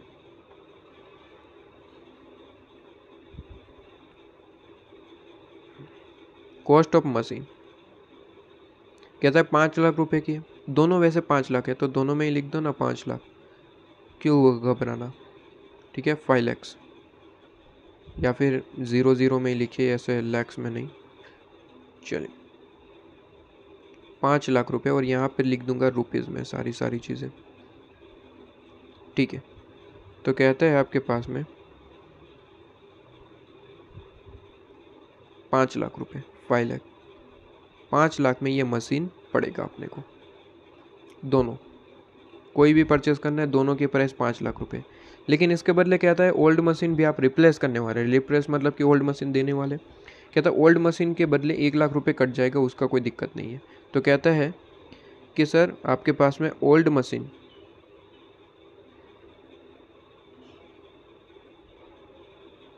वैल्यू 1 लाख रुपए आपके पास में कट जाएंगे। बिल्कुल फ्लिपकार्ट, अमेजोन से old machine, sorry old phone आप रिप्लेस करते हैं तो बिल्कुल वैसी ही चीज़ है। कहता है 1 लाख रुपीज़ उस चीज़ के कट जाएंगे, रिमेनिंग पेमेंट कर देना, ठीक है। रिमेनिंग आपके पास में क्या कर देना सर, पेमेंट कर देना। लेकिन कहता है बात यहीं पे ख़त्म नहीं हो रही, थोड़ा सा रुक जाइए। कहते हैं कि सर आपके पास में मॉडल ए की बात कर रहा है। अच्छा, तो इस तरफ थोड़ा सा हट जाते हैं, स्पेसिफिकली मॉडल ए की सबसे पहले बात कर रहे हैं। कहते हैं यूटिलिटी जो है वो कहते हैं मॉडल ए में यूज़ हो सकती है। ओल्ड मशीन की जो यूटिलिटी है, कोई एक्स्ट्रा खर्चा करने की ज़रूरत नहीं, अपने पास ओल्ड यूटिलिटी पड़ी हुई है, मॉडल ए के लिए डायरेक्टली यूज़ कर सकते हैं, तो कोई एक्स्ट्रा खर्चा नहीं है मॉडल ए में, ठीक है। कहता है यूटिलिटी का, यूटिलिटीज़ कॉस्ट आपके पास में कोई नहीं है, क्योंकि ओल्ड मशीन की जो पड़ी हुई एज इट इज़ यूज़ कर सकते हैं मॉडल ए में, ठीक है। तो यहाँ पे कोई एक्स्ट्रा खर्चा नहीं है यूटिलिटी का, ठीक है सर। आगे कहते हैं कि सर 1 लाख रुपए एडिशनल कॉस्ट है आपके पास में, ठीक है। इफ़ द कंपनी आपके पास में, अच्छा यहाँ पे तो ये तो ख़त्म हो जाता है यहीं तक। कहता है एडिशनल आपके पास में यूटिलिटी परचेज़ करनी पड़ेगी, ठीक है। तो कहता है ओल्ड मशीन की यूटिलिटी है, उसका कोई खर्चा नहीं है, एडिशनल आपको यूटिलिटी परचेज़ करनी पड़ेगी, वो आपको करनी पड़ेगी, ठीक है। कहता है एडिशनल यूटिलिटी, वो तो हर एक चीज़ में आपको वैसे भी करनी पड़ती है, ठीक है। जैसे कि हमने मोबाइल परचेज़ किया ओल्ड मोबाइल के बदले, तो मान लेते हैं सर ओल्ड मोबाइल का आपके पास में वो जो कहते हैं ना कांच ऊपर लगाने वाला, क्या कहते हैं उसे, जो भी ग्लास कहते हैं आप, जो भी कहते हैं, मान लेते हैं ओल्ड फ़ोन का पड़ा हुआ था आपके पास में, 2 आपने ले रखे थे, एक आपके पास में पड़ा हुआ है। और जो नया फ़ोन लिया उसमें भी यूज़ हो सकता है, तो ये तो काम हो गया, मतलब कि एक्स्ट्रा कोई यूटिलिटी कॉस्ट नहीं लगी। लेकिन एक खर्चा और आपको करना पड़ेगा, उसका कवर परचेज़ करना पड़ेगा। मोबाइल का थोड़ा सा मॉडल अलग है, पीछे के कैमराज अलग है, तो उसका खर्चा करना पड़ा, उसे एडिशनल आप यूटिलिटी कह सकते हैं। काम ख़त्म, ठीक है, सही एग्जांपल लगा। एडिशनल यूटिलिटी आपके पास में कहता है एडिशनल यूटिलिटी कॉस्ट, ठीक है। एडिशनल यूटिलिटी आपके पास में कॉस्ट कितनी है, कहता है 1 लाख रुपीज़ खर्चा करना पड़ेगा, ठीक है सर, ओके। तो खर्चा है तो उस खर्चे में खर्चा ऐड कर देंगे आपके पास में। तो बताइए सर, मॉडल ए की बात करूं, मॉडल ए की बात करूं तो कितना खर्चा होना है, कहते हैं 5 लाख का खर्चा तो वैसे ही होने वाला था, 1 लाख ओल्ड मशीन के बदले मिल जाएगा, कोई यूटिलिटी कॉस्ट लगेगी नहीं, लेकिन एडिशनल थोड़ा सा खर्चा करना पड़ेगा 1 लाख, तो अल्टीमेटली आपको कितना होगा 6 लाख, और इसमें से 1 लाख माइनस हो जाएगा, 5 लाख रुपये खर्चा करना पड़ेगा, 5 लाख रुपीज़ मॉडल ए में, ठीक है। मॉडल बी में क्या कहता है, मॉडल बी में कहता है कि सर आपके पास में if the company purchase B, तो कहता है एग्जिस्टिंग यूटिलिटी आप यूज़ नहीं कर पाएंगे, उसे रिप्लेस करना पड़ेगा न्यू यूटिलिटी से, मतलब कि न्यू यूटिलिटी परचेज करनी पड़ेगी, ओल्ड यूटिलिटी का कुछ नहीं हो सकता। तो कहता है न्यू यूटिलिटी जो है वो आपके पास में क्या होगा सर, 2 लाख की पड़ेगी, मतलब कि एडिशनल यूटिलिटी आपके पास में 2 लाख की पड़ेगी, तो 2 लाख का खर्चा करना पड़ेगा, बहुत खर्चा करवाते हैं मॉडल बी। और कहता है कि sir salvage of old utility आपके पास में जो है उसकी मिल जाएगी 20,000, तो 20,000 मिल जाएगा, मतलब कि माइनस कर देना है, उतना खर्चा कम हो जाएगा, ठीक है। बात वही हो गई, कहता है अमेज़ॉन से एक न्यू मोबाइल परचेज़ करने वाले उसके बदले ओल्ड मोबाइल देने वाले हो। कहते हैं कि सर हमारे पास में ऐसा था कि ओल्ड मोबाइल के 2 ग्लास पड़े हुए थे, ठीक है, 2 एक्स्ट्रा पड़े हुए, तो न्यू मोबाइल हमने परचेज़ किया तो उसमें से एक तो हमने लगा दिया, एक ऐसा ही पड़ा हुआ था तो हमने उसे बेच दिया, ठीक है, मान लेते हैं 100 रुपये में बेच दिया, तो 100 रुपये से अपनी कॉस्ट कम हो गई। मान लेते हैं न्यू मोबाइल 18,000 का पड़ा, 18,000, उसमें से 100 रुपये तो यहीं से मिल गए, तो अल्टीमेटली 18,000 मोबाइल पड़ा कितने का, 18,000 माइनस 100, मतलब कि 17,900 का पड़ा, क्योंकि 100 रुपये हमने यहाँ से कमा लिए। बिल्कुल वैसी ही चीज़ हो गई, कहता है ओल्ड यूटिलिटी यहाँ पे यूज़ नहीं हो सकती थी तो हमने बेच दी आपके पास में 20,000 में, तो उतने से कॉस्ट कम हो गई, ठीक है। कहता है 5 lakh minus 1 lakh minus 20,000 plus 2 lakh, तो कहते हैं 5,80,000 यहाँ पे खर्चा होगा, 5,80,000 का खर्चा, ठीक है। तो ये आउटफ्लो मिल चुका, काम खत्म हो चुका, इनफ्लो आपको गिवन है, निकाल लीजिए एनपीवी। कोई बड़ी बात लग रही है इसमें कोई नहीं, ठीक है, सिंपल सी चीज़ है, तो खुद से निकाल लेंगे क्या, ठीक है। एक बार के लिए फॉर्मेट यहाँ पे बना के दे देता हूँ सर, नेट प्रेजेंट वैल्यू निकालेंगे,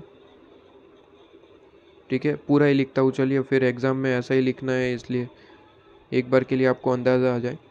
कहते हैं कि सर आउटलॉक ही निकाल लिया ना, अब क्वेश्चन ने जो जो पूछा है उस तरीके से निकालते चलिए। कहता है नेट प्रेजेंट वैल्यू, तो कहते हैं sir calculation of net present value, heading दे देंगे calculation of net present value आपके पास में क्लियर है, net present value calculation of, यहाँ पे फॉर्मेट बना देंगे सर ईयर, ठीक है, ईयर 0 पे जो खर्चा होना है ऑलरेडी निकाल चुके, ठीक है। ईयर 1 से एक बार के लिए मैं देख लूँ हर साल सेम इनकम नहीं है ना, तो फिर 1 2 इस तरीके से लिख दूंगा, कितने साल की लाइफ है, 5 साल की आपको दे रखी है, मतलब कि 5 साल की लाइफ है, क्या हर साल सेम इनकम है क्या, नहीं अलग अलग है, तो फिर मुझे साथ साथ लिखने पड़ेंगे इंडिविजुअली, वरना क्या करता है 1 to 5 करके ही लिख देता, लेकिन डिफरेंट है तो सारी चीज़ें लिखनी पड़ेगी, 1 2 3 4 और 5, ठीक है सर, ये चीज़ आपके पास में क्लियर है। यहाँ पे एक पॉइंट मुझे जो समझाना है सैल्वेज, वो मैं अभी समझाता हूँ, ठीक है, एक बार के लिए आपके पास में यहाँ पे आ जाइए, ये चीज़ आपके पास में क्लियर है, ओके। इसके बाद कहते हैं सर आपके पास में क्या लिखते हैं हम, कैश फ्लो, ठीक है। ईयर 1 से तो इनकम शुरू हो रही, ईयर 0 के लिए खर्चा निकाल चुके, कहते हैं सर कैश फ्लो में 2 चीज़ें, मॉडल ए भी है मॉडल बी भी है, अच्छा ऐसा है क्या, तो कहता है सर ये आपके पास में कैश फ्लो लिखते हैं मॉडल 1 का, मतलब ए का। सर एम नहीं, पूरे का पूरा लिखे मॉडल ए, ठीक है, मैं ही लिख देता हूँ वरना कहेंगे सर ने ही शॉर्ट फॉर्म यूज़ करा, हम भी एग्ज़ाम में शॉर्ट फॉर्म यूज़ करेंगे। अरे कितनी बार बताया कि शॉर्ट फॉर्म एग्ज़ाम में अलोएबल ही नहीं है, ठीक है। मॉडल ए, उसके बाद cash flow of model B लिख देंगे। बताइए सर, वो ए का ईयर 0 पे मतलब कि खर्चा कितना है, 5 लाख। ए का 5 लाख है तो 5 लाख यहाँ पे लिख देंगे, और खर्चा है एनपी निकालते वक्त माइनस प्लस में दिखाना पड़ता है सर, ये माइनस में। और इनफ्लो तो गिवन है सर, 1,50,000,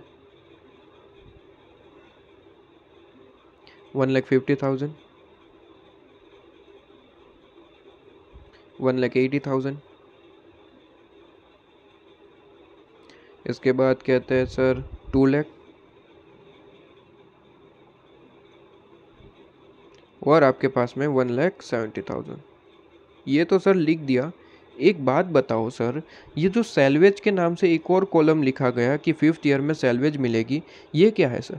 ये सैलवेज जो है ये न्यू मशीन की है। मतलब कि कहना चाहता है ये कि सर आपके पास में ये जो आप देख रहे हैं ना मॉडल ए, अगर ये परचेस करोगे तो 5 साल बाद तो मॉडल ए 0 हो जाएगा, मतलब कि फिर नहीं चलेगा, आपको बेच देना पड़ेगा भंगार में, ठीक है। तो कहता है कि वो आपको सैलवेज में बेच देना पड़ेगा, मतलब कि उसकी जो भी वैल्यू आ गई वो आपका नसीब। तो कहता है कितना मिलेगा, कहता है 50,000 रुपये मिलेंगे, ठीक है, भंगार में दे देना, आपके पास में 50,000 रुपये मिल जाएंगे।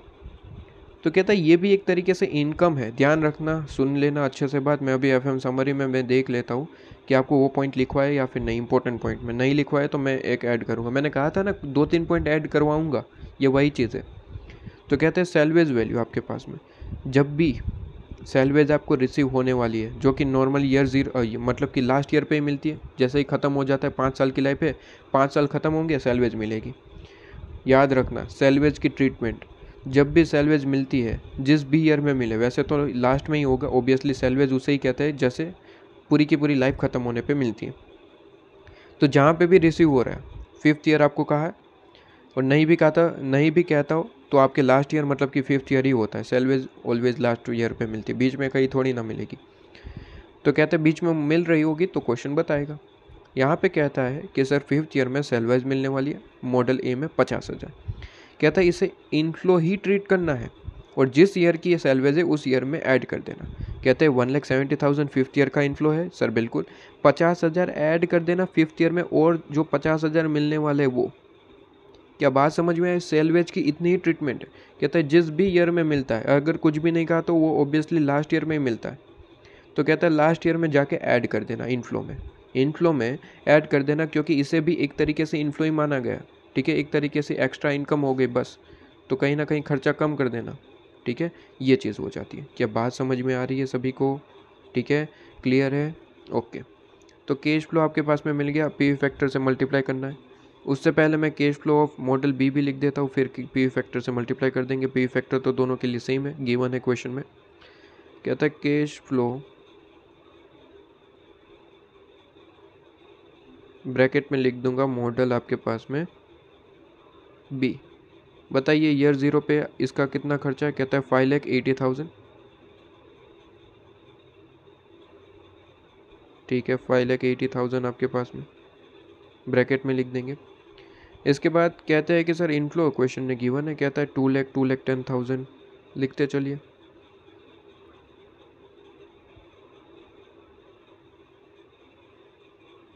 $1,80,000, $1,70,000।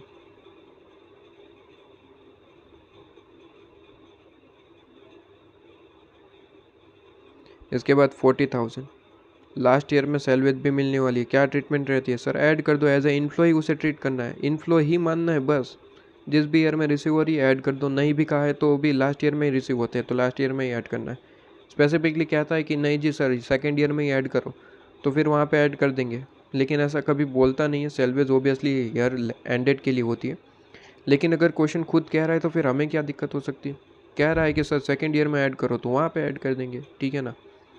चलिए ये चीज़ आपके पास में क्लियर है। बस अब पी फैक्टर से मल्टीप्लाई कर देना। सर पी फैक्टर दोनों के लिए सेम ही है, ठीक है, पी फैक्टर लिख देंगे @15%, जैसे कि क्वेश्चन ने गिवन है। ऑब्वियसली क्वेश्चन हमेशा बताएगा, अपने इकोनॉमिस्ट थोड़ी ना है।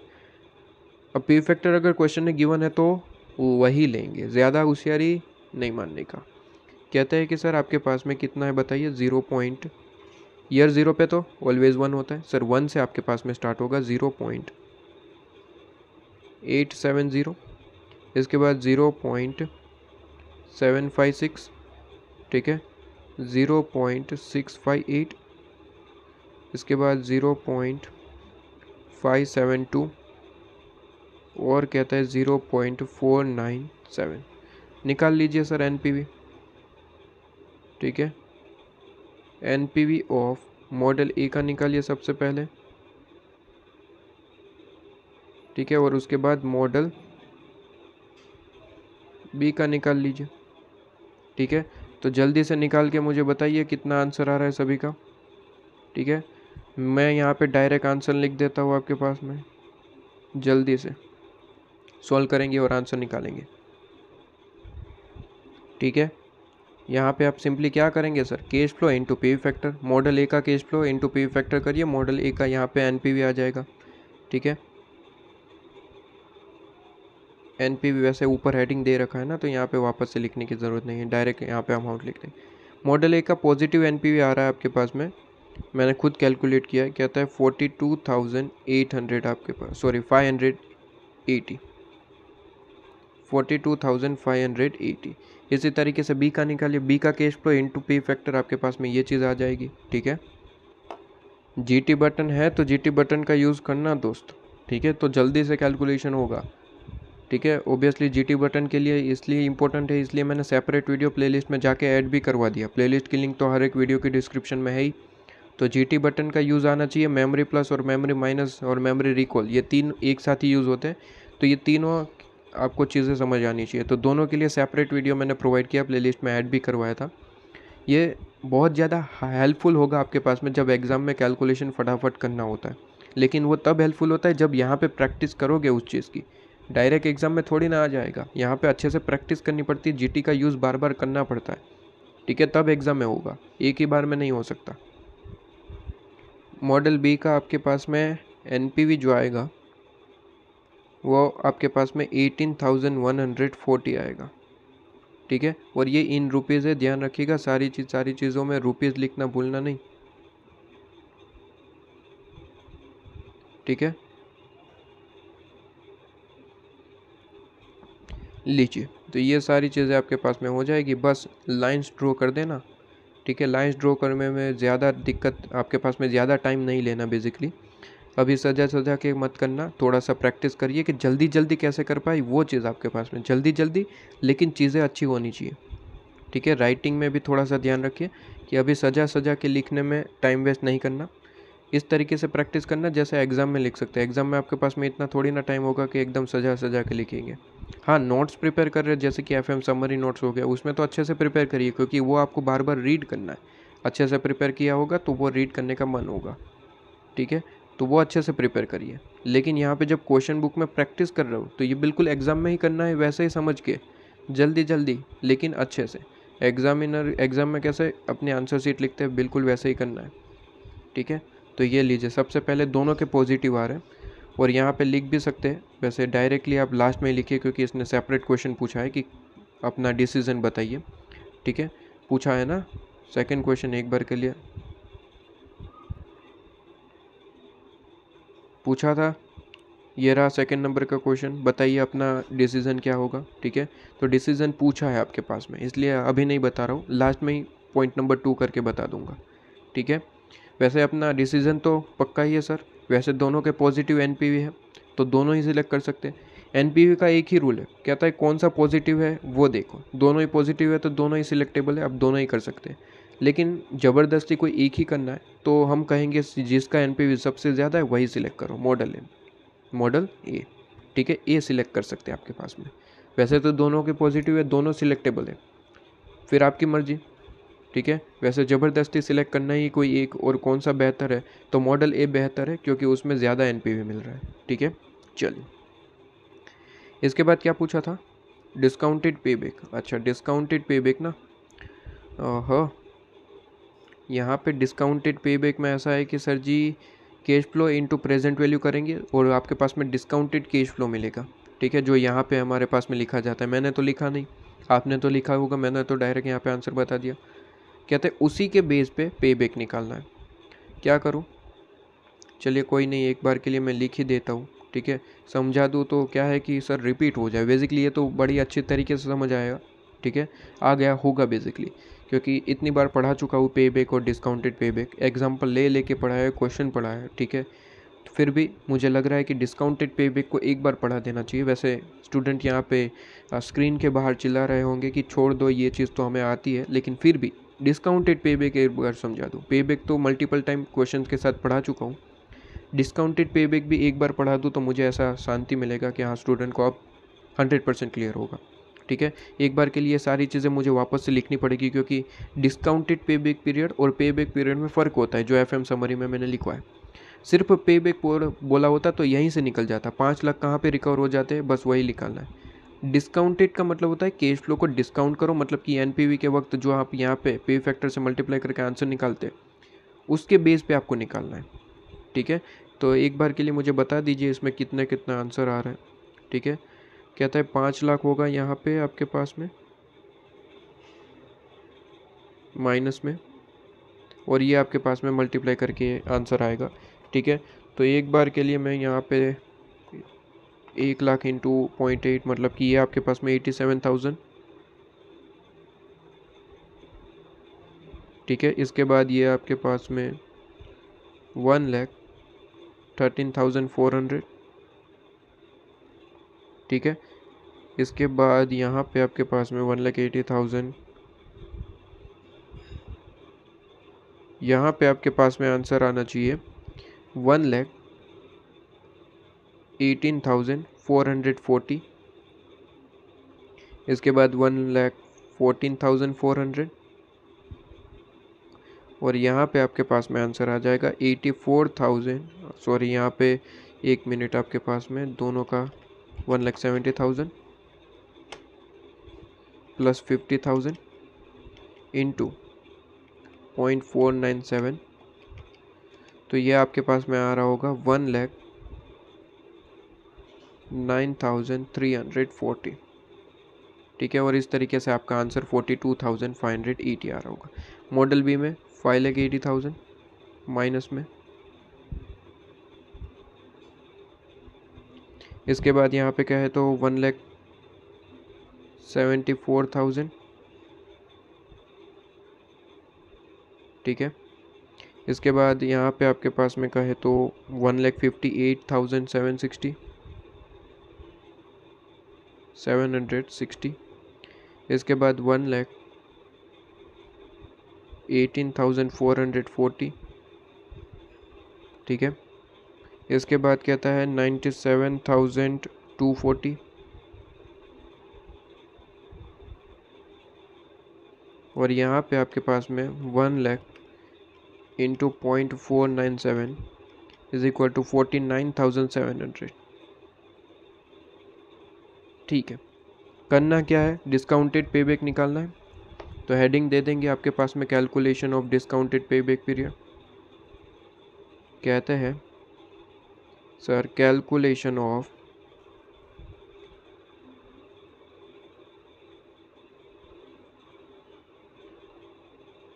डिस्काउंटेड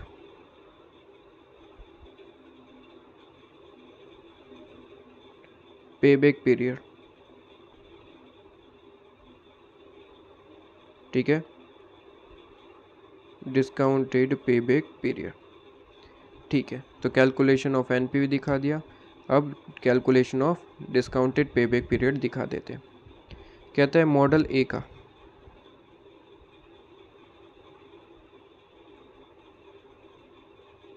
ठीक है, बताइए सिंपली क्या करना है सर, खर्चा कितने टाइम में रिकवर हो जाता है। बस यहाँ पे डिस्काउंटेड और पे बैक में, डिस्काउंटेड पे बैक और सिर्फ पे बैक में ध्यान ये रखना होता है कि पे बैक तो डायरेक्टली इस पे कैश फ्लो पे कैलकुलेट हो जाएगा, लेकिन डिस्काउंटेड के लिए डिस्काउंटेड कैश फ्लो लेना पड़ेगा, मतलब कि ये वाला मॉडल ए में यहाँ पे देखिए कहता है कितना खर्चा है 5 लाख, 5 लाख कितने टाइम में कवर हो जाता है वो देखिए। तो मैं कैलकुलेटर में 5 लाख लिख देता हूँ, बस एक एक करके इनफ्लो माइनस करता जाऊँगा। कहते हैं पहले साल में 87,000 मिल गया तो माइनस कर दिया, अभी भी अमाउंट चाहिए तो सेकेंड ईयर में कितना मिला, सेकेंड ईयर में आपके पास में कहते हैं सेकेंड ईयर में 1,13,000 मिला, 400, 1,13,400 आपके पास में, तो वो माइनस कर दूंगा, तो कहते हैं कि -1,13,400। और चाहिए बिल्कुल कितना है, कहता है कि 1,18,440 है, तो वो भी माइनस कर दो।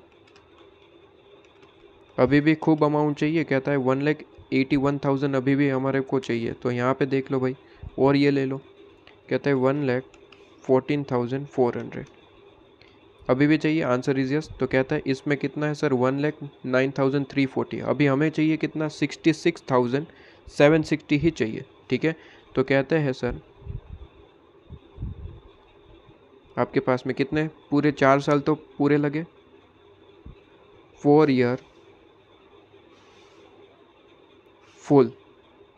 और एग्ज़ाम में जब लिखोगे तब यहाँ पे ब्रैकेट में ये सारा अमाउंट दिखाना पड़ेगा सर। कहते हैं 87,000, कैसे आया 4 ईयर फुल, मतलब सर 87,000 प्लस आपके पास में ऊपर कितना है, ठीक है 87,000 मतलब कि यहाँ पे 1,13,400, ठीक है, प्लस आप करेंगे यहाँ पे 1,18,440, ऐसा दिखाना पड़ता है 1,14,400। तो 4 साल का पूरा लगा। कहता है प्लस करेंगे यहाँ पे 5th ईयर का हमें कितना चाहिए, सिर्फ और सिर्फ 66,760, ठीक है। वैसे है कितना 5th ईयर में, कहता है 1,09,340।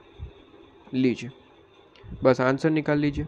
कहता है 4 पॉइंट कितना आ रहा है, कहता है डिवाइड बाई 1,93,040 आपके पास में, और प्लस कर देंगे 4, तो आपके पास में यहाँ पे आंसर आ जाएगा सर मॉडल ए का।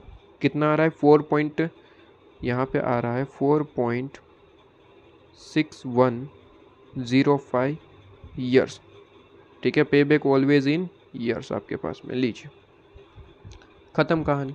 मॉड्यूल बोल दिया, मॉडल आपके पास में। मॉडल 2 की बात करें तो सर कहते हैं मॉडल ए का तो काम ख़त्म हो गया। मशीन मॉडल बी की बात करें तो कितना है, कहता है कि सर यहाँ पे 5,80,000 कवर करना है, तो कैलकुलेटर में 5,80,000 लिख दिया सबसे पहले। एक एक करके रिकवर करेंगे, ये पूरे का पूरा ले लेंगे, -1,74,000। इसके बाद कहता है 1,58,760, 158,760 -118,440। और चाहिए बिल्कुल सर 97,240 भी ले लेंगे पूरे का पूरा, 97,240। अभी कितना चाहिए, कहता है 31,560 चाहिए। कितना पड़ा हुआ है, कहता है 49,700, तो गलत हो गया। बहुत सारा अमाउंट चाहिए आपको, ठीक है कोई दिक्कत नहीं, कैलकुलेशन तो करनी ही पड़ेगी। कहता है 4 साल पूरे पूरे के पूरे लगे हैं, 5th ईयर में कुछ अमाउंट चाहिए। कहते हैं 4 साल 4 ईयर फुल, ब्रैकेट में दिखा देंगे आपके पास में अमाउंट जितना आ रहा है, ठीक है। और फिर प्लस कर देंगे आपके पास में कितना अमाउंट चाहिए और कितना है। कहता है कि कितना चाहिए, 31,560, ठीक है 31,560 चाहिए, और 49,700 है आपके पास में। बहुत गलत है, कितना सारा अमाउंट चाहिए आपको, देखो ना। कहते हैं 4 पॉइंट आंसर कितना आएगा, डिवाइड बाई 49,700 प्लस 4 कर देंगे तो 4.63 ईयर्स आपके पास में। तो बताइए मॉडल ए और बी में कौन सा बढ़िया है। ओबियसली मॉडल ए बढ़िया है, जितना कम पीरियड लगेगा वो बेहतर है, तो इन दोनों में से तो यही बेहतर है, मॉडल ए। क्लियर है आपके पास में, ठीक है। इसके बाद क्या पूछा, कहते हैं डिज़ायरेबिलिटी इंडेक्स आपके पास में, या फिर फैक्टर कह सकते हैं, ठीक है। तो बस कैलकुलेशन कर देते हैं, उसमें कौन सी बड़ी बात है, ठीक है। कहता है कैलकुलेशन ऑफ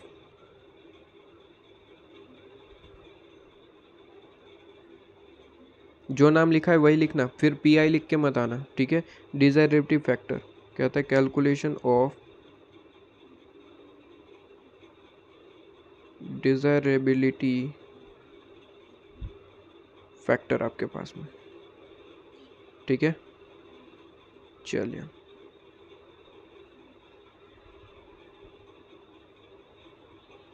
ओके। चलिए, तो यहाँ पे आपके पास में सॉल्यूशन कर दो इसका। पहले तो फॉर्मूला लिख देंगे ताकि बार बार फॉर्मूला लिखना ना पड़े। कहता है डिजायरेबिलिटी फैक्टर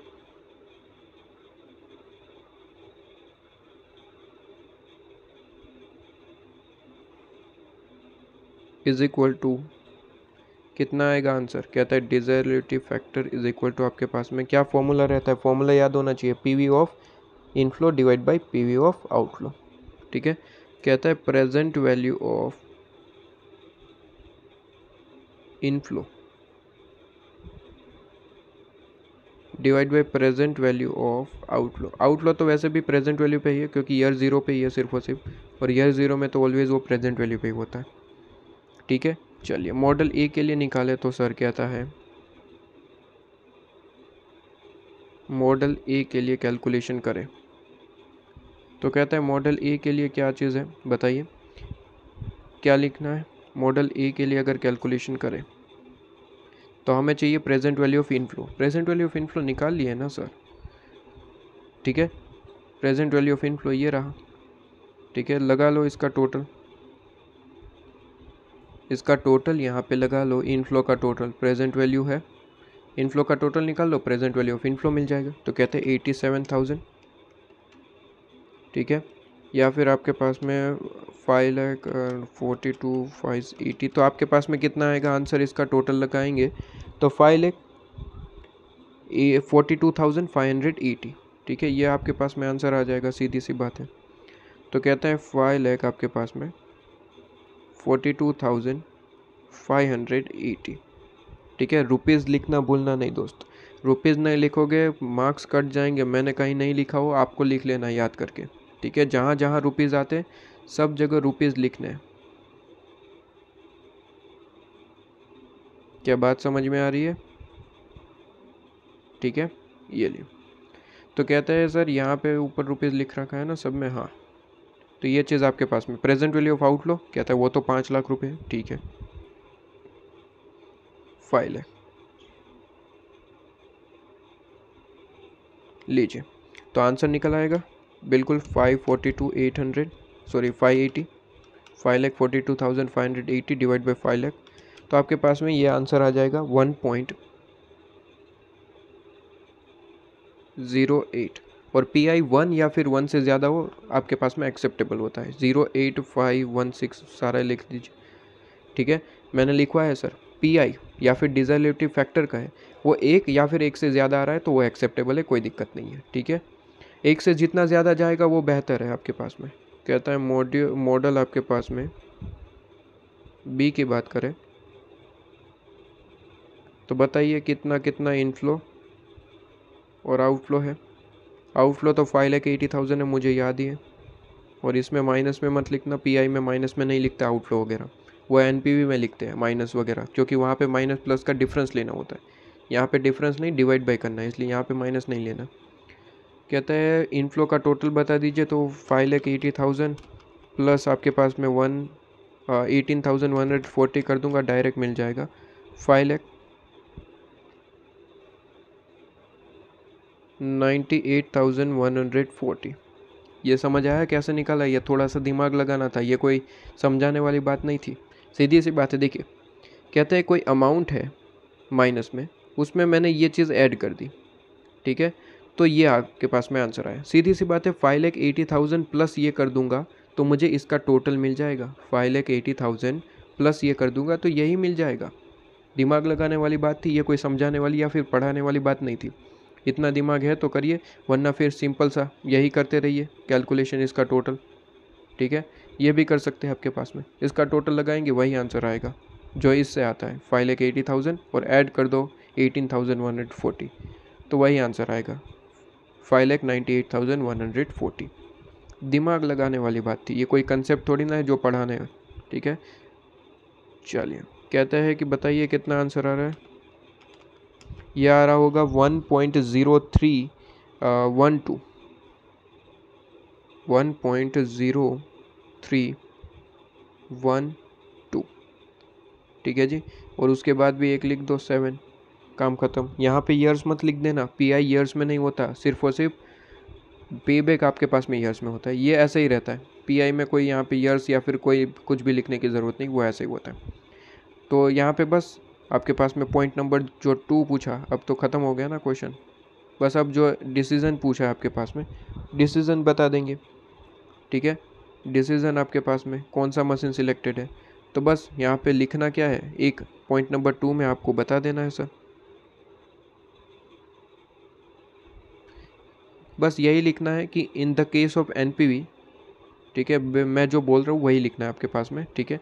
कहता है in the case of NPV net present value, full form में लिखना है, एनपीवी मत लिखना।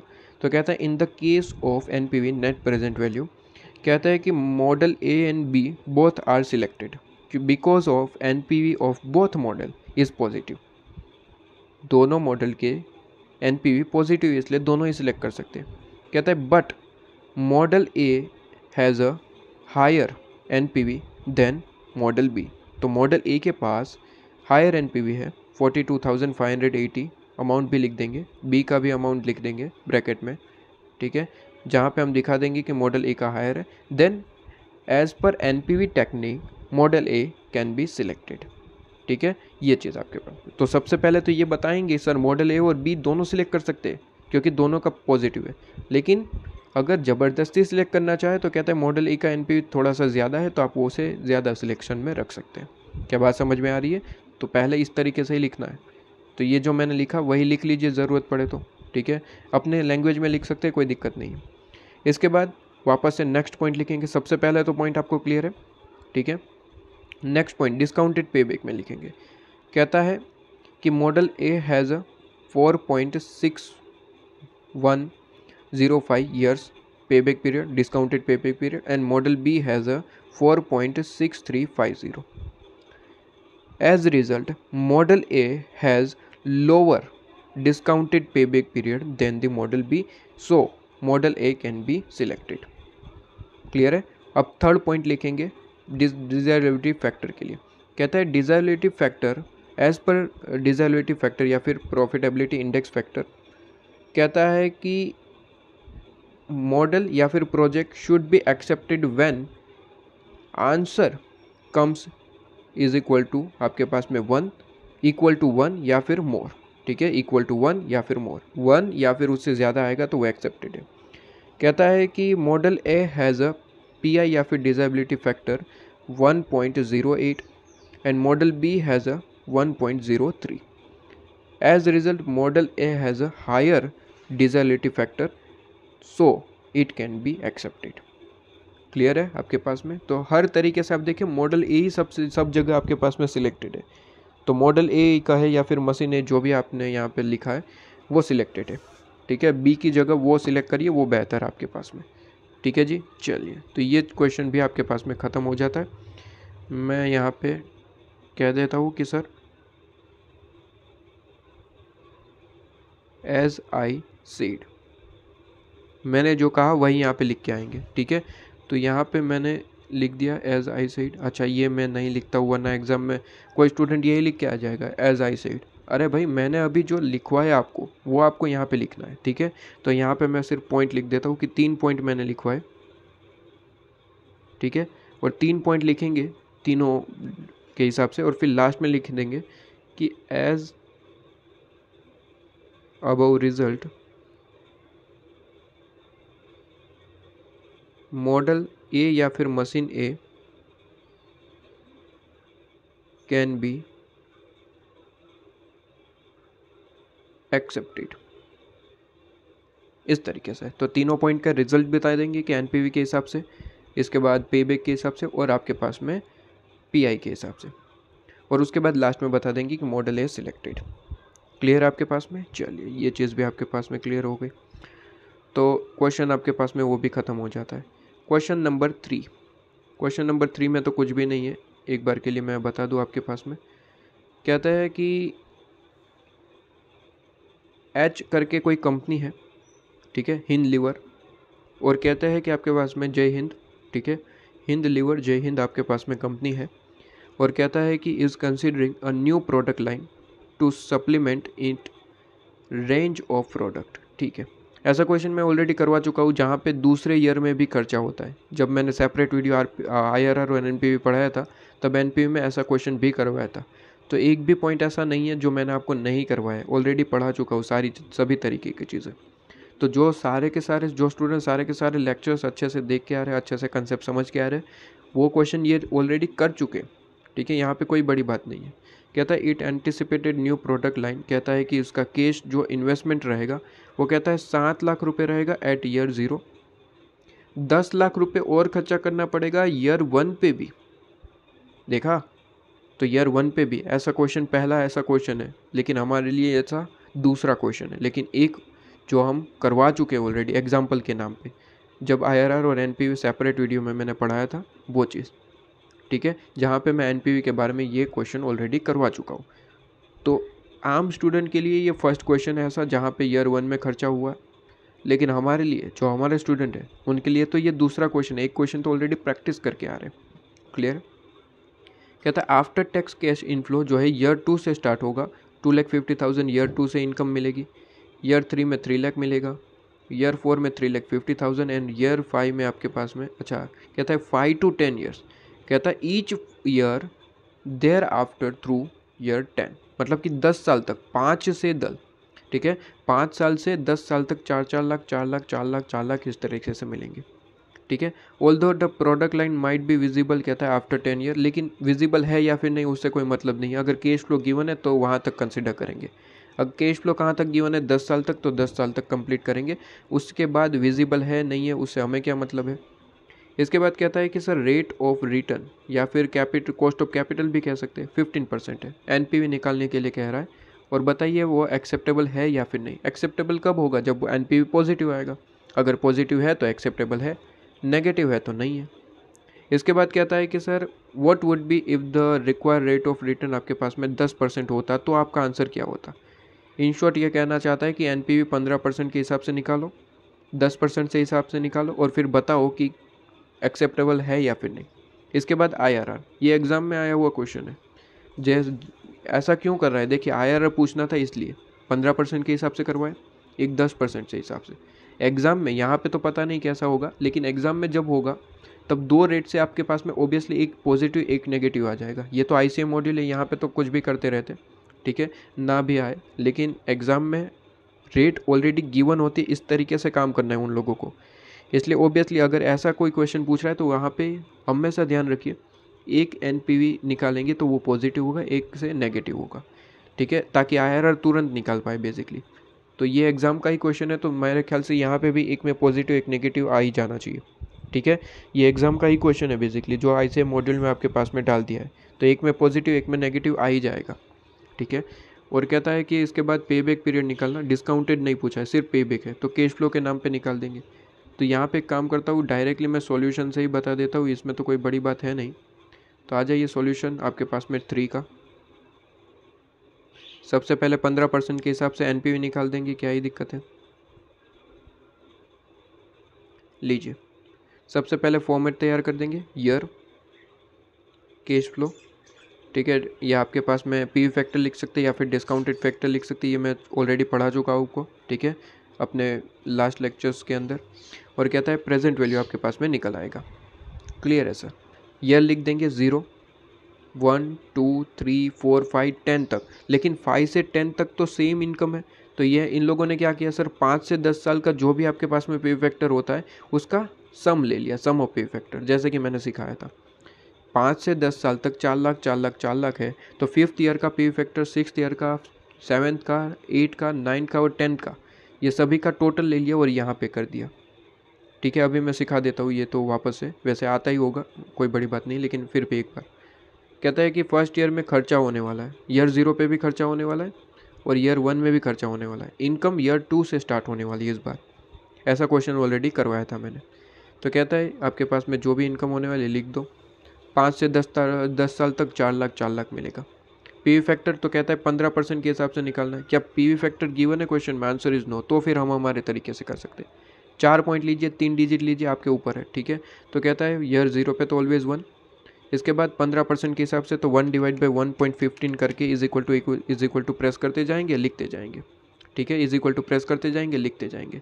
अब यहाँ पे 5 से 10 साल का जो भी पीवी फैक्टर होता है, ठीक है, उसे आपको जो है टोटल ले लेना है। कैसे करते हैं, मेमोरी प्लस का यूज़ करेंगे, सिखा चुका हूँ मैं, सेपरेट वीडियो आपको प्रोवाइड कर चुका हूँ प्लेलिस्ट में, ठीक है। तो यहाँ पे डायरेक्टली मैं यूज़ करूँगा, देखिए 1 डिवाइड बाई 1.15 करूँगा तो मेरा आंसर आ जाएगा 0.8695, ठीक है, ये आ रहा है।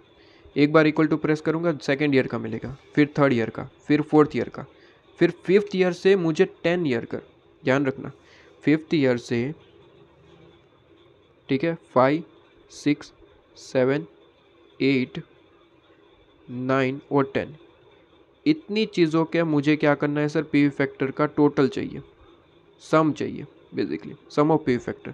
कैसे करूँगा, फिफ्थ ईयर का आया, मेमोरी प्लस का यूज़ करूँगा, फिफ्थ ईयर पे आया 0.4971 ऐसा, तो मेमोरी प्लस का बटन मैंने प्रेस कर दिया, ठीक है, बटन प्रेस कर दिया। अब और एक बार इक्वल टू प्रेस करूँगा, सिक्स्थ ईयर का मिलेगा, इसमें भी मेमोरी प्लस कर दूँगा, फिर और एक बार इक्वल टू, तो सेवन्थ ईयर का मेमोरी प्लस, और एक बार इक्वल टू आपके पास में 8 ईयर का मेमोरी प्लस, फिर और एक बार इक्वल टू आपके पास में मेमोरी प्लस 9th ईयर का मिल गया, और एक बार इक्वल टू 10th ईयर का, तो मेमोरी प्लस, बस काम खत्म। मेमोरी प्लस में ये पांचों चीज़ें, कितनी, छः चीज़ें जो है ऑलरेडी मेमोरी में जाके ऐड हो गई है। बस अब रिकॉल करूँगा तो मेरे सामने वो आंसर आ जाएगा 2.16379 इस तरीके से, देखिए यहाँ पे आ रहा है उतना आंसर, ठीक है, ऐसे निकलता है बेसिकली। ये ट्रिक थी जो मैं सेपरेट वीडियो में आपको पढ़ा चुका हूँ कि मेमोरी प्लस का यूज़ कैसे होता है, ठीक है, ये चीज़ आपको समझ आ रही है। तो मेमोरी प्लस करते जाना है, कहाँ से सर, फिफ्थ ईयर से, ठीक है, फिफ्थ ईयर से 10th ईयर तक, तो बस मेमोरी प्लस करते जाइए।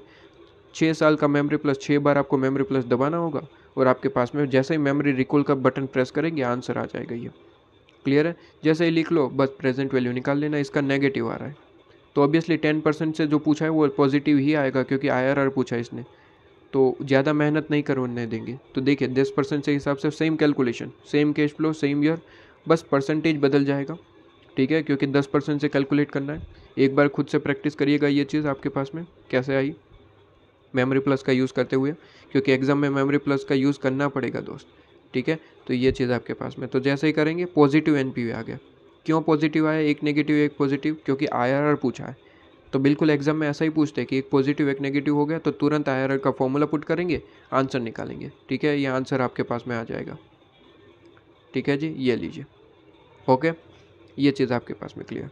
इसके बाद तो पे बैक पूछा है, डिस्काउंटेड नहीं, तो पे बैक तो सिंपली कैश फ्लो के नाम पे, ये जो कैश फ्लो देख रहे हैं आप, कैश फ्लो के नाम पे ही यहाँ पे कैलकुलेट कर लेंगे दोनों में से, ठीक है, तो कैलकुलेट करके दे देंगे आपके पास में, कोई दिक्कत नहीं है, ठीक है। तो कहाँ गया, ये रहा पे बैक आपके पास में, ठीक है, पे बैक का कैलकुलेशन दे देंगे, ओके जी। दोनों आपके पास में 10% हो या फिर 15%, क्या ही फ़र्क पड़ता है, कैश फ्लो तो दोनों के लिए सेम है, तो एक ही आपके पास में पे बैक निकल के आ जाएगा। कैलकुलेशन आपके पास में हमने जैसे करवाई वैसा ही कर सकते हैं आप, कोई दिक्कत नहीं है, क्लियर है, सिंपल है, ठीक है। अच्छा, पे बैक के लिए कैलकुलेशन एक बार के लिए करवा दूँ, 2 साल में माइनस है ना, तो एक बार के लिए करवा देता हूँ, चलिए जा कैलकुलेटर ले लीजिए, 0 प्रेस कर दीजिए, कैलकुलेशन करवा रहा हूँ, ध्यान से सुन लीजिए। कहते हैं सर आपके पास में, मुझे बताइए, ये मिटा देता हूँ एक बार के लिए, हाँ जी, कहते हैं कि कैलकुलेटर में सबसे पहले क्या लिखते हैं सर, जितना खर्चा होना है, कितना खर्चा हुआ ये 7 लाख, ठीक है, तो मुझे 7 लाख रिकवर करने हैं, तो 7 लाख लिख दिया मैंने कैलकुलेटर में।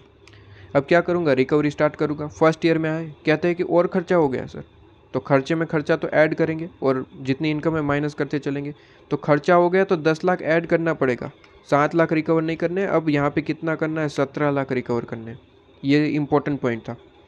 नॉर्मली पे बैक में क्या करते थे सर, खर्चा कैलकुलेटर में लिखते थे, फिर माइनस करते चलते थे जितनी इनकम, ठीक है, और फिर लास्ट में देख लेते थे कितना है। लेकिन यहाँ पे 2 साल में खर्चा है तो दोनों खर्चे में खर्चा ऐड कर देंगे। 17 लाख रुपए की ज़रूरत है बेसिकली, ये 17 लाख रुपए लेने हैं हमें, क्या बात समझ में आ रही है, 17 लाख रुपए लेने हैं हमें। अब 17 लाख रुपए रिकवर करना स्टार्ट करेंगे ईयर 2 से, कहता है 2,50,000 मिल जाएंगे पहले साल में, दूसरे साल में, तो 2,50,000 माइनस कर दिया, क्या और चाहिए, आंसर इज यस, तो कहता है 3 लाख ले लो, ले लिया। कहता है और चाहिए, answer is yes, fourth year का 3,50,000 ले लो, और चाहिए, कहता है कि 4 लाख रुपीज़ फिफ्थ ईयर का, तो यहाँ पे कहता है 5th to 10th year 5 lakh रुपये, 4 लाख रुपये, कहता है फिफ्थ ईयर का ले लो, तो 4 लाख ले लिया। ठीक है, 4 लाख आपके पास में। अभी कितना चाहिए सर? और 4 लाख रुपए चाहिए। तो 6th ईयर में 4 लाख रुपए ही है तो पूरा ही ले लेंगे। तो आंसर कितना आ गया? 6 साल आपके पास में। आंसर कितना आ गया? 6 साल। क्लियर है? सिंपल सा था। ओके। और ये हम जैसे ब्रैकेट में लिखते हैं, इन लोगों ने ऐसे लिख रखा है, हम ब्रैकेट में दिखा देंगे सर कि पूरे से फुल 6 ईयर, और फिर ब्रैकेट में दिखा देंगे 7 लाख 10 लाख, और फिर उसमें से माइनस करते चलेंगे। क्लियर है आपके पास में? ओके, सिंपल सा कैलकुलेशन था। क्वेश्चन नंबर आपके पास में 4।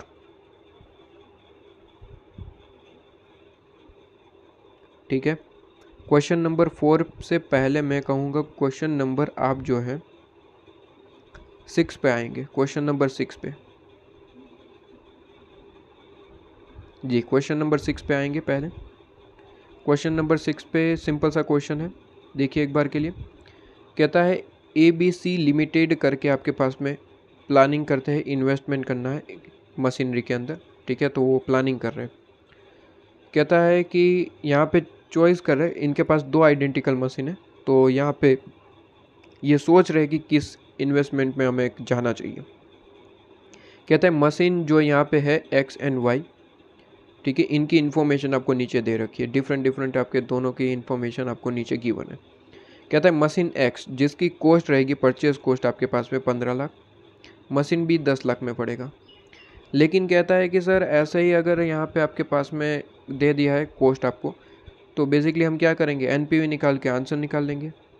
अरे सीधी सी बात है, कॉस्ट गिवन है, इनफ्लो गिवन होगा, इनफ्लो और कॉस्ट को प्रेजेंट वैल्यू में कन्वर्ट करके जिसका एनपीवी ज़्यादा होगा, पॉजिटिव एंड ज़्यादा होगा, वो हम सिलेक्ट कर लेंगे। सीधी सी बात है, समझ रहे हो सर? बिल्कुल। कहता है नंबर ऑफ लाइफ दोनों की डिफरेंट है। अच्छा, अगर लाइफ डिफरेंट होते हैं तो सर एनपीवी अप्लाई नहीं होता है। आपने पढ़ाया था अभी लास्ट लेक्चर में ही पढ़ा है। ठीक है, लास्ट लेक्चर में ही पढ़ा है। कौन सा? एक कंसेप्ट पढ़ा है सर आपने और लिखवाया अभी। एक कंसेप्ट पढ़ा है और आपने लिखवाया अभी। ठीक है, क्या लिखवाया सर? कहते हैं आपके पास में एक कंसेप्ट आपने पढ़ा है अनइक्वल लाइफ का। ठीक है, अनइक्वल लाइफ का आपने कंसेप्ट पढ़ा है और यहाँ पे समझाया था भी इलस्ट्रेशन नंबर 14 में कि अगर डिफरेंट ईयर है दोनों की लाइफ, 2 मशीन की कंपैरिजन कर रहे हो और दोनों की लाइफ डिफरेंट है, तो आप ऑलवेज ध्यान रखेंगे कि सर आपके पास में यहाँ पे एनपीवी अप्लाई नहीं हो पाएगा क्योंकि डिफरेंट ईयर है। तो वहाँ पे 2 ही मेथड अप्लाई हो सकती है, या तो रिप्लेसमेंट चेन मेथड या फिर एनुअलाइज इक्विवेलेंट मेथड। ठीक है, तो कहता है कि सर रनिंग कॉस्ट आपको दे रखी है, रनिंग कॉस्ट भी पर ईयर के हिसाब से लगेगी हर साल आपके पास में, पर ईयर के हिसाब से। ठीक है, और कहता है अपॉर्चुनिटी कॉस्ट 9% के हिसाब से, और कहता है you are required to identify machine which आपके पास में कंपनी शुड बी बाय। अच्छा, यहाँ पे क्या रिप्लेसमेंट चेन मेथड अप्लाई हो सके? देखिए ज़रा। तो कहते हैं रिप्लेसमेंट चेन मेथड का क्या लॉजिक था? सिंपल है। कहता है 2 जो प्रोजेक्ट या फिर मशीन में कंपेरिजन करना चाहते हो उसमें कम लाइफ किसकी है? सर कहता है वाई की। कहता है उसमें अगर और एक बार इन्वेस्टमेंट करें तो क्या एक्स के इक्वल हो पाएंगे? आंसर इज नो, कभी नहीं हो पाएंगे। कहता है मशीन ए में और एक बार इन्वेस्टमेंट करोगे तो 2 साल और बढ़ जाएंगे, 4 साल हो जाएंगे। यहाँ पे 3 के इक्वल कभी नहीं हो पाएंगे आप। तो रिप्लेसमेंट चेन मेथड कभी अप्लाई नहीं हो पाएगी। तो एक ही बचा एनुअलाइज इक्विवेलेंट मेथड। लेकिन सर एनुअलाइज इक्विवेलेंट मेथड का जहाँ तक हमें फॉर्मूला पता है, आपने कुछ ऐसा लिखवाया था। कहता है सर एनुअलाइज इक्विवेलेंट मेथड का फॉर्मूला है, कहता है एनपीवी लेना है और डिवाइड बाय आपको क्या करना है sir? Sum of P factor. ऐसा ही पढ़ाया था सर। ठीक है जी, बिल्कुल याद है सर हमें एग्जैक्ट। एनपीवी डिवाइड बाय आपको क्या करना है? सम ऑफ पी फैक्टर। लेकिन सर एनपीवी यहाँ पे कैसे निकालेंगे? सिर्फ और सिर्फ कॉस्ट ही गिवन है। देखिए खर्चे ही दे रहा है वो आपको इनफ्लो तो दे ही नहीं रहा है। इनफ्लो देगा नहीं तो एनपीवी कैसे निकालेंगे? तो वही पॉइंट के लिए तो मैं पढ़ा रहा हूँ। कहते हैं सर कि अगर क्वेश्चन में सिर्फ और सिर्फ आउटफ्लो गिवन है तो कहते हैं आउटफ्लो का इक्विवेलेंट एनुअलाइज मेथड से आंसर निकालिए। ठीक है, सिर्फ और सिर्फ आउटफ्लो के बेस पे हम आंसर निकाल लेंगे। आउटफ्लो के बेस पे हम सिर्फ और सिर्फ आंसर निकाल लेंगे। क्लियर है आपके पास में? तो यहाँ पे आउटफ्लो के बेस पे हम क्या करेंगे? आंसर निकालेंगे। ये चीज़ समझ में आ रही है? तो सिंपली मुझे बताइए कि कितना खर्चा होने वाला है, ये बताएंगे आप। तो कहते हैं कि सर 15 लाख का खर्चा, एक्स की बात करें तो 15 लाख का खर्चा तो होने ही वाला है। 4 लाख रुपए हर साल खर्चा होने वाला है, वो अलग, रनिंग पर ईयर के हिसाब से। तो यहाँ पे कहाँ गई हमारी बुक। यहाँ पे अगर हम क्वेश्चन डिस्कस करें, छोटा सा क्वेश्चन है, बड़ी बात है नहीं, लेकिन देखा ना हो तो आपको लग सकता है कि सर थोड़ा सा मुश्किल क्वेश्चन है, ऐसा कुछ है नहीं। कहता है क्वेश्चन नंबर आपके पास में कौन सा है, 6। कहता है जब इनफ्लो नहीं गिवन है तो आउटफ्लो के बेस पे ही आंसर निकाल लेंगे। जिसका आउटफ्लो ज़्यादा है वो आपके पास में ज़्यादा खर्चे वाला है, तो जिसका खर्चा कम होगा वही सिलेक्ट करेंगे। आउटफ्लो के बेस पे कैसे, देखिए इतनी तो लॉजिक है आपके पास में, इतना तो मैं मान के चलता हूँ कि दिमाग में सोचने की शक्ति है। अगर आउटफ्लो के बेस पे अगर कोई चीज़ सोच रहे तो ऑब्वियसली वहाँ पे क्या सोचेंगे, जिसमें कम खर्चा है वही बेस्ट है। और इनफ्लो के हिसाब से, एनपीवी के हिसाब से, एनपीवी मतलब कि इनफ्लो नेट इनकम, तो कहता है इनफ्लो के हिसाब से सोच रहे तो जिसकी इनकम ज़्यादा होती है वो सिलेक्ट करते हैं। यहाँ पे इनफ्लो नहीं है, इसका मतलब हम आउटफ्लो के बेस पे ही दोनों की कैलकुलेशन करके सोचेंगे किसमें खर्चा कम हो रहा है वो सिलेक्ट करेंगे। ठीक है, कहते हैं कि सर एक बार के लिए यहाँ पे अगर देखें तो यहाँ पे ईयर है, ईयर लिखेंगे और यहाँ पे सिर्फ खर्चे के हिसाब से लिखेंगे, इनफ्लो नहीं है इसलिए। कहता है ईयर 0 में सबसे पहले खर्चा हो जाएगा हमारे पास में कितना, 15 लाख रुपए का। ठीक है, हेडिंग भी कैश फ्लो नहीं दूंगा इस बार, तो आउटफ्लो ही दूंगा, क्योंकि सिर्फ और सिर्फ आउटफ्लो के बेस पे ही काम कर रहे हैं। और आउटफ्लो ऑफ मशीन आपके पास में एक्स की बात कर रहा हूँ अभी के लिए, क्लियर है, 15 लाख रुपए। इसके बाद हर साल कहता है 4 लाख रुपए, 4 लाख रुपए खर्चा होना है 3 साल तक, लाइफ जितनी है उतने ही खर्चा करेंगे, हर साल रनिंग एक्सपेंस है। कहता है 1, 2 और 3, मशीन एक्स की लाइफ 3 साल की है। कहता है यहाँ पे 4 लाख रुपए खर्चा होगा, और सारे खर्चे हैं तो माइनस में दिखाओ प्लस में दिखाओ, सारे एक ही है तो फिर क्या ही फ़र्क पड़ता है आपके पास में, 4 लाख और 4 लाख। ठीक है, और बस इसे पीवी फैक्टर से आप मल्टीप्लाई कर दीजिए तो प्रेजेंट वैल्यू आ जाएगी। मेरी बात समझिएगा, कहते हैं कि सिर्फ खर्चा दिया है, ठीक है, डिफरेंट डिफरेंट ईयर में, तो प्रेजेंट वैल्यू चाहिए अपने, present value of inflow divide by sum of PV factor कर देंगे। ठीक है, present value of outflow, inflow आपके पास में जो भी है, इनफ्लो है आउटफ्लो है दोनों है तो एनपीवी निकाल लेंगे।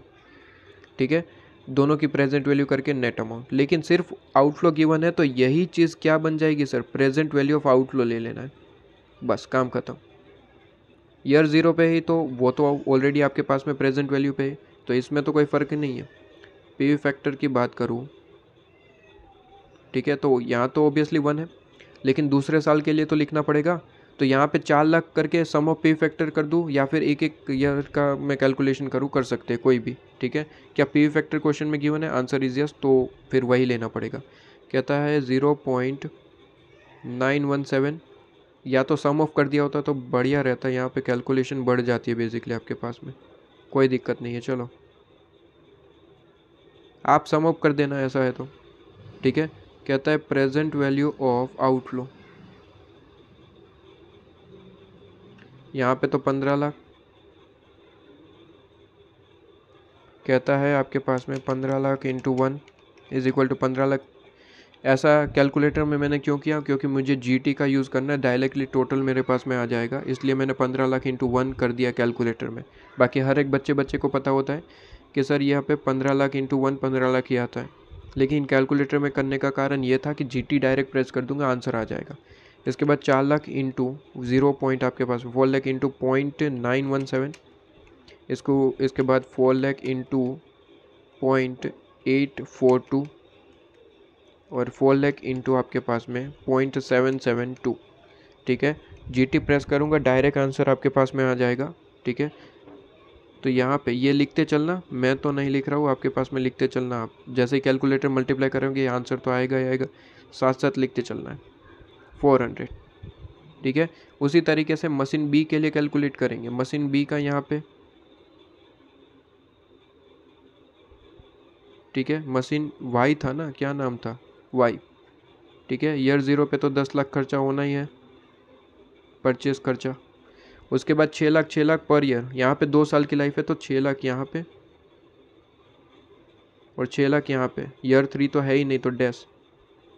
ठीक है, ईयर 3 नहीं है यहाँ पे, तो कहता है इसका पी ऑफ आउटफ्लो निकालें। ठीक है, तो निकाल लीजिए, यहाँ पे तो ऑलवेज आपके पास में 1 होगा, पी फैक्टर से ही मल्टीप्लाई करना है बेसिकली, ठीक है। पी फैक्टर यहाँ पे ऑलरेडी कैलकुलेट कर रखे हैं, तो 10 लाख इंटू 1 10 लाख, ठीक है। इसके बाद क्या था 6 lakh into 6 lakh into 0.917 is equal to, तो कहता है 5,50,200। इसके बाद कहता है 0.842 into 6 lakh is equal to, आपके पास में ये आंसर आ जाएगा 5,0200। लीजिए आपके पास में इसका भी जीटी प्रेस करके अभी आंसर निकाल देता हूँ, ठीक है। यहाँ पे 10 लाख आपके पास में थे, तो इसका आंसर आ जाएगा 20,55,400, लिख दीजिए, ठीक है। क्या ऐसा ही कंपैरिजन कर लेंगे, मतलब कि इसका खर्चा ज़्यादा है तो आपके पास में मशीन वाई जो है वो सिलेक्टेड है, ऐसे कह देंगे? आंसर इज़ नो, क्योंकि मशीन एक्स का 3 साल का लाइफ है और इसका 2 साल, तो इक्विवेलेंट मेथड यूज़ करनी पड़ती है, ठीक है। तो कहता है कि sir annualise equivalent method is equal to, आपके पास में क्या करेंगे सर, अब यहाँ पे एनपीवी लिया जाता है, लेकिन सिर्फ और सिर्फ इनफ्लो सिर्फ और सिर्फ आउटफ्लो गिवन है, इसलिए यहाँ पे पीवी ऑफ आउटफ्लो लेना पड़ेगा, और डिवाइड बाय क्या करते हैं sir, sum of P factor,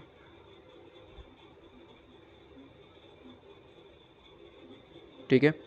बताइए ए के लिए, सॉरी मशीन एक्स है ना, कहता है मशीन एक्स के लिए कैलकुलेशन करिए, तो बताइए पीवी ऑफ आउटफ्लो निकाल रखा है 25,12,400, सम ऑफ पी फैक्टर निकाला था लेकिन भूल गए, वापस से निकाल लेते हैं। कहता है कि 3 साल का ही लेना है, तो यहाँ पे सम ऑफ, ये मत लेना, ईयर 0 में पी फैक्टर होता ही नहीं है बेसिकली, तो ये 1 तो इसलिए लिख रहे हैं कि वो ऑलरेडी प्रेजेंट वैल्यू पे है तो उतना ही आए, ठीक है। ये 3 ही आपके पास में P factor always be starting from first year, not 0, ठीक है। तो ये गलती से भी मत ले लेना। कहता है 0.917 प्लस 0.842 प्लस 0.772, तो आपके पास में सम ऑफ पी फैक्टर कितना है 3 साल का, 2.531। ये 3 साल की लाइफ है ना इसकी, इसलिए 3 साल का लेंगे। वाई के लिए कैलकुलेशन करें तो 2 साल का ही लेना है, क्योंकि उसकी लाइफ 2 साल की है।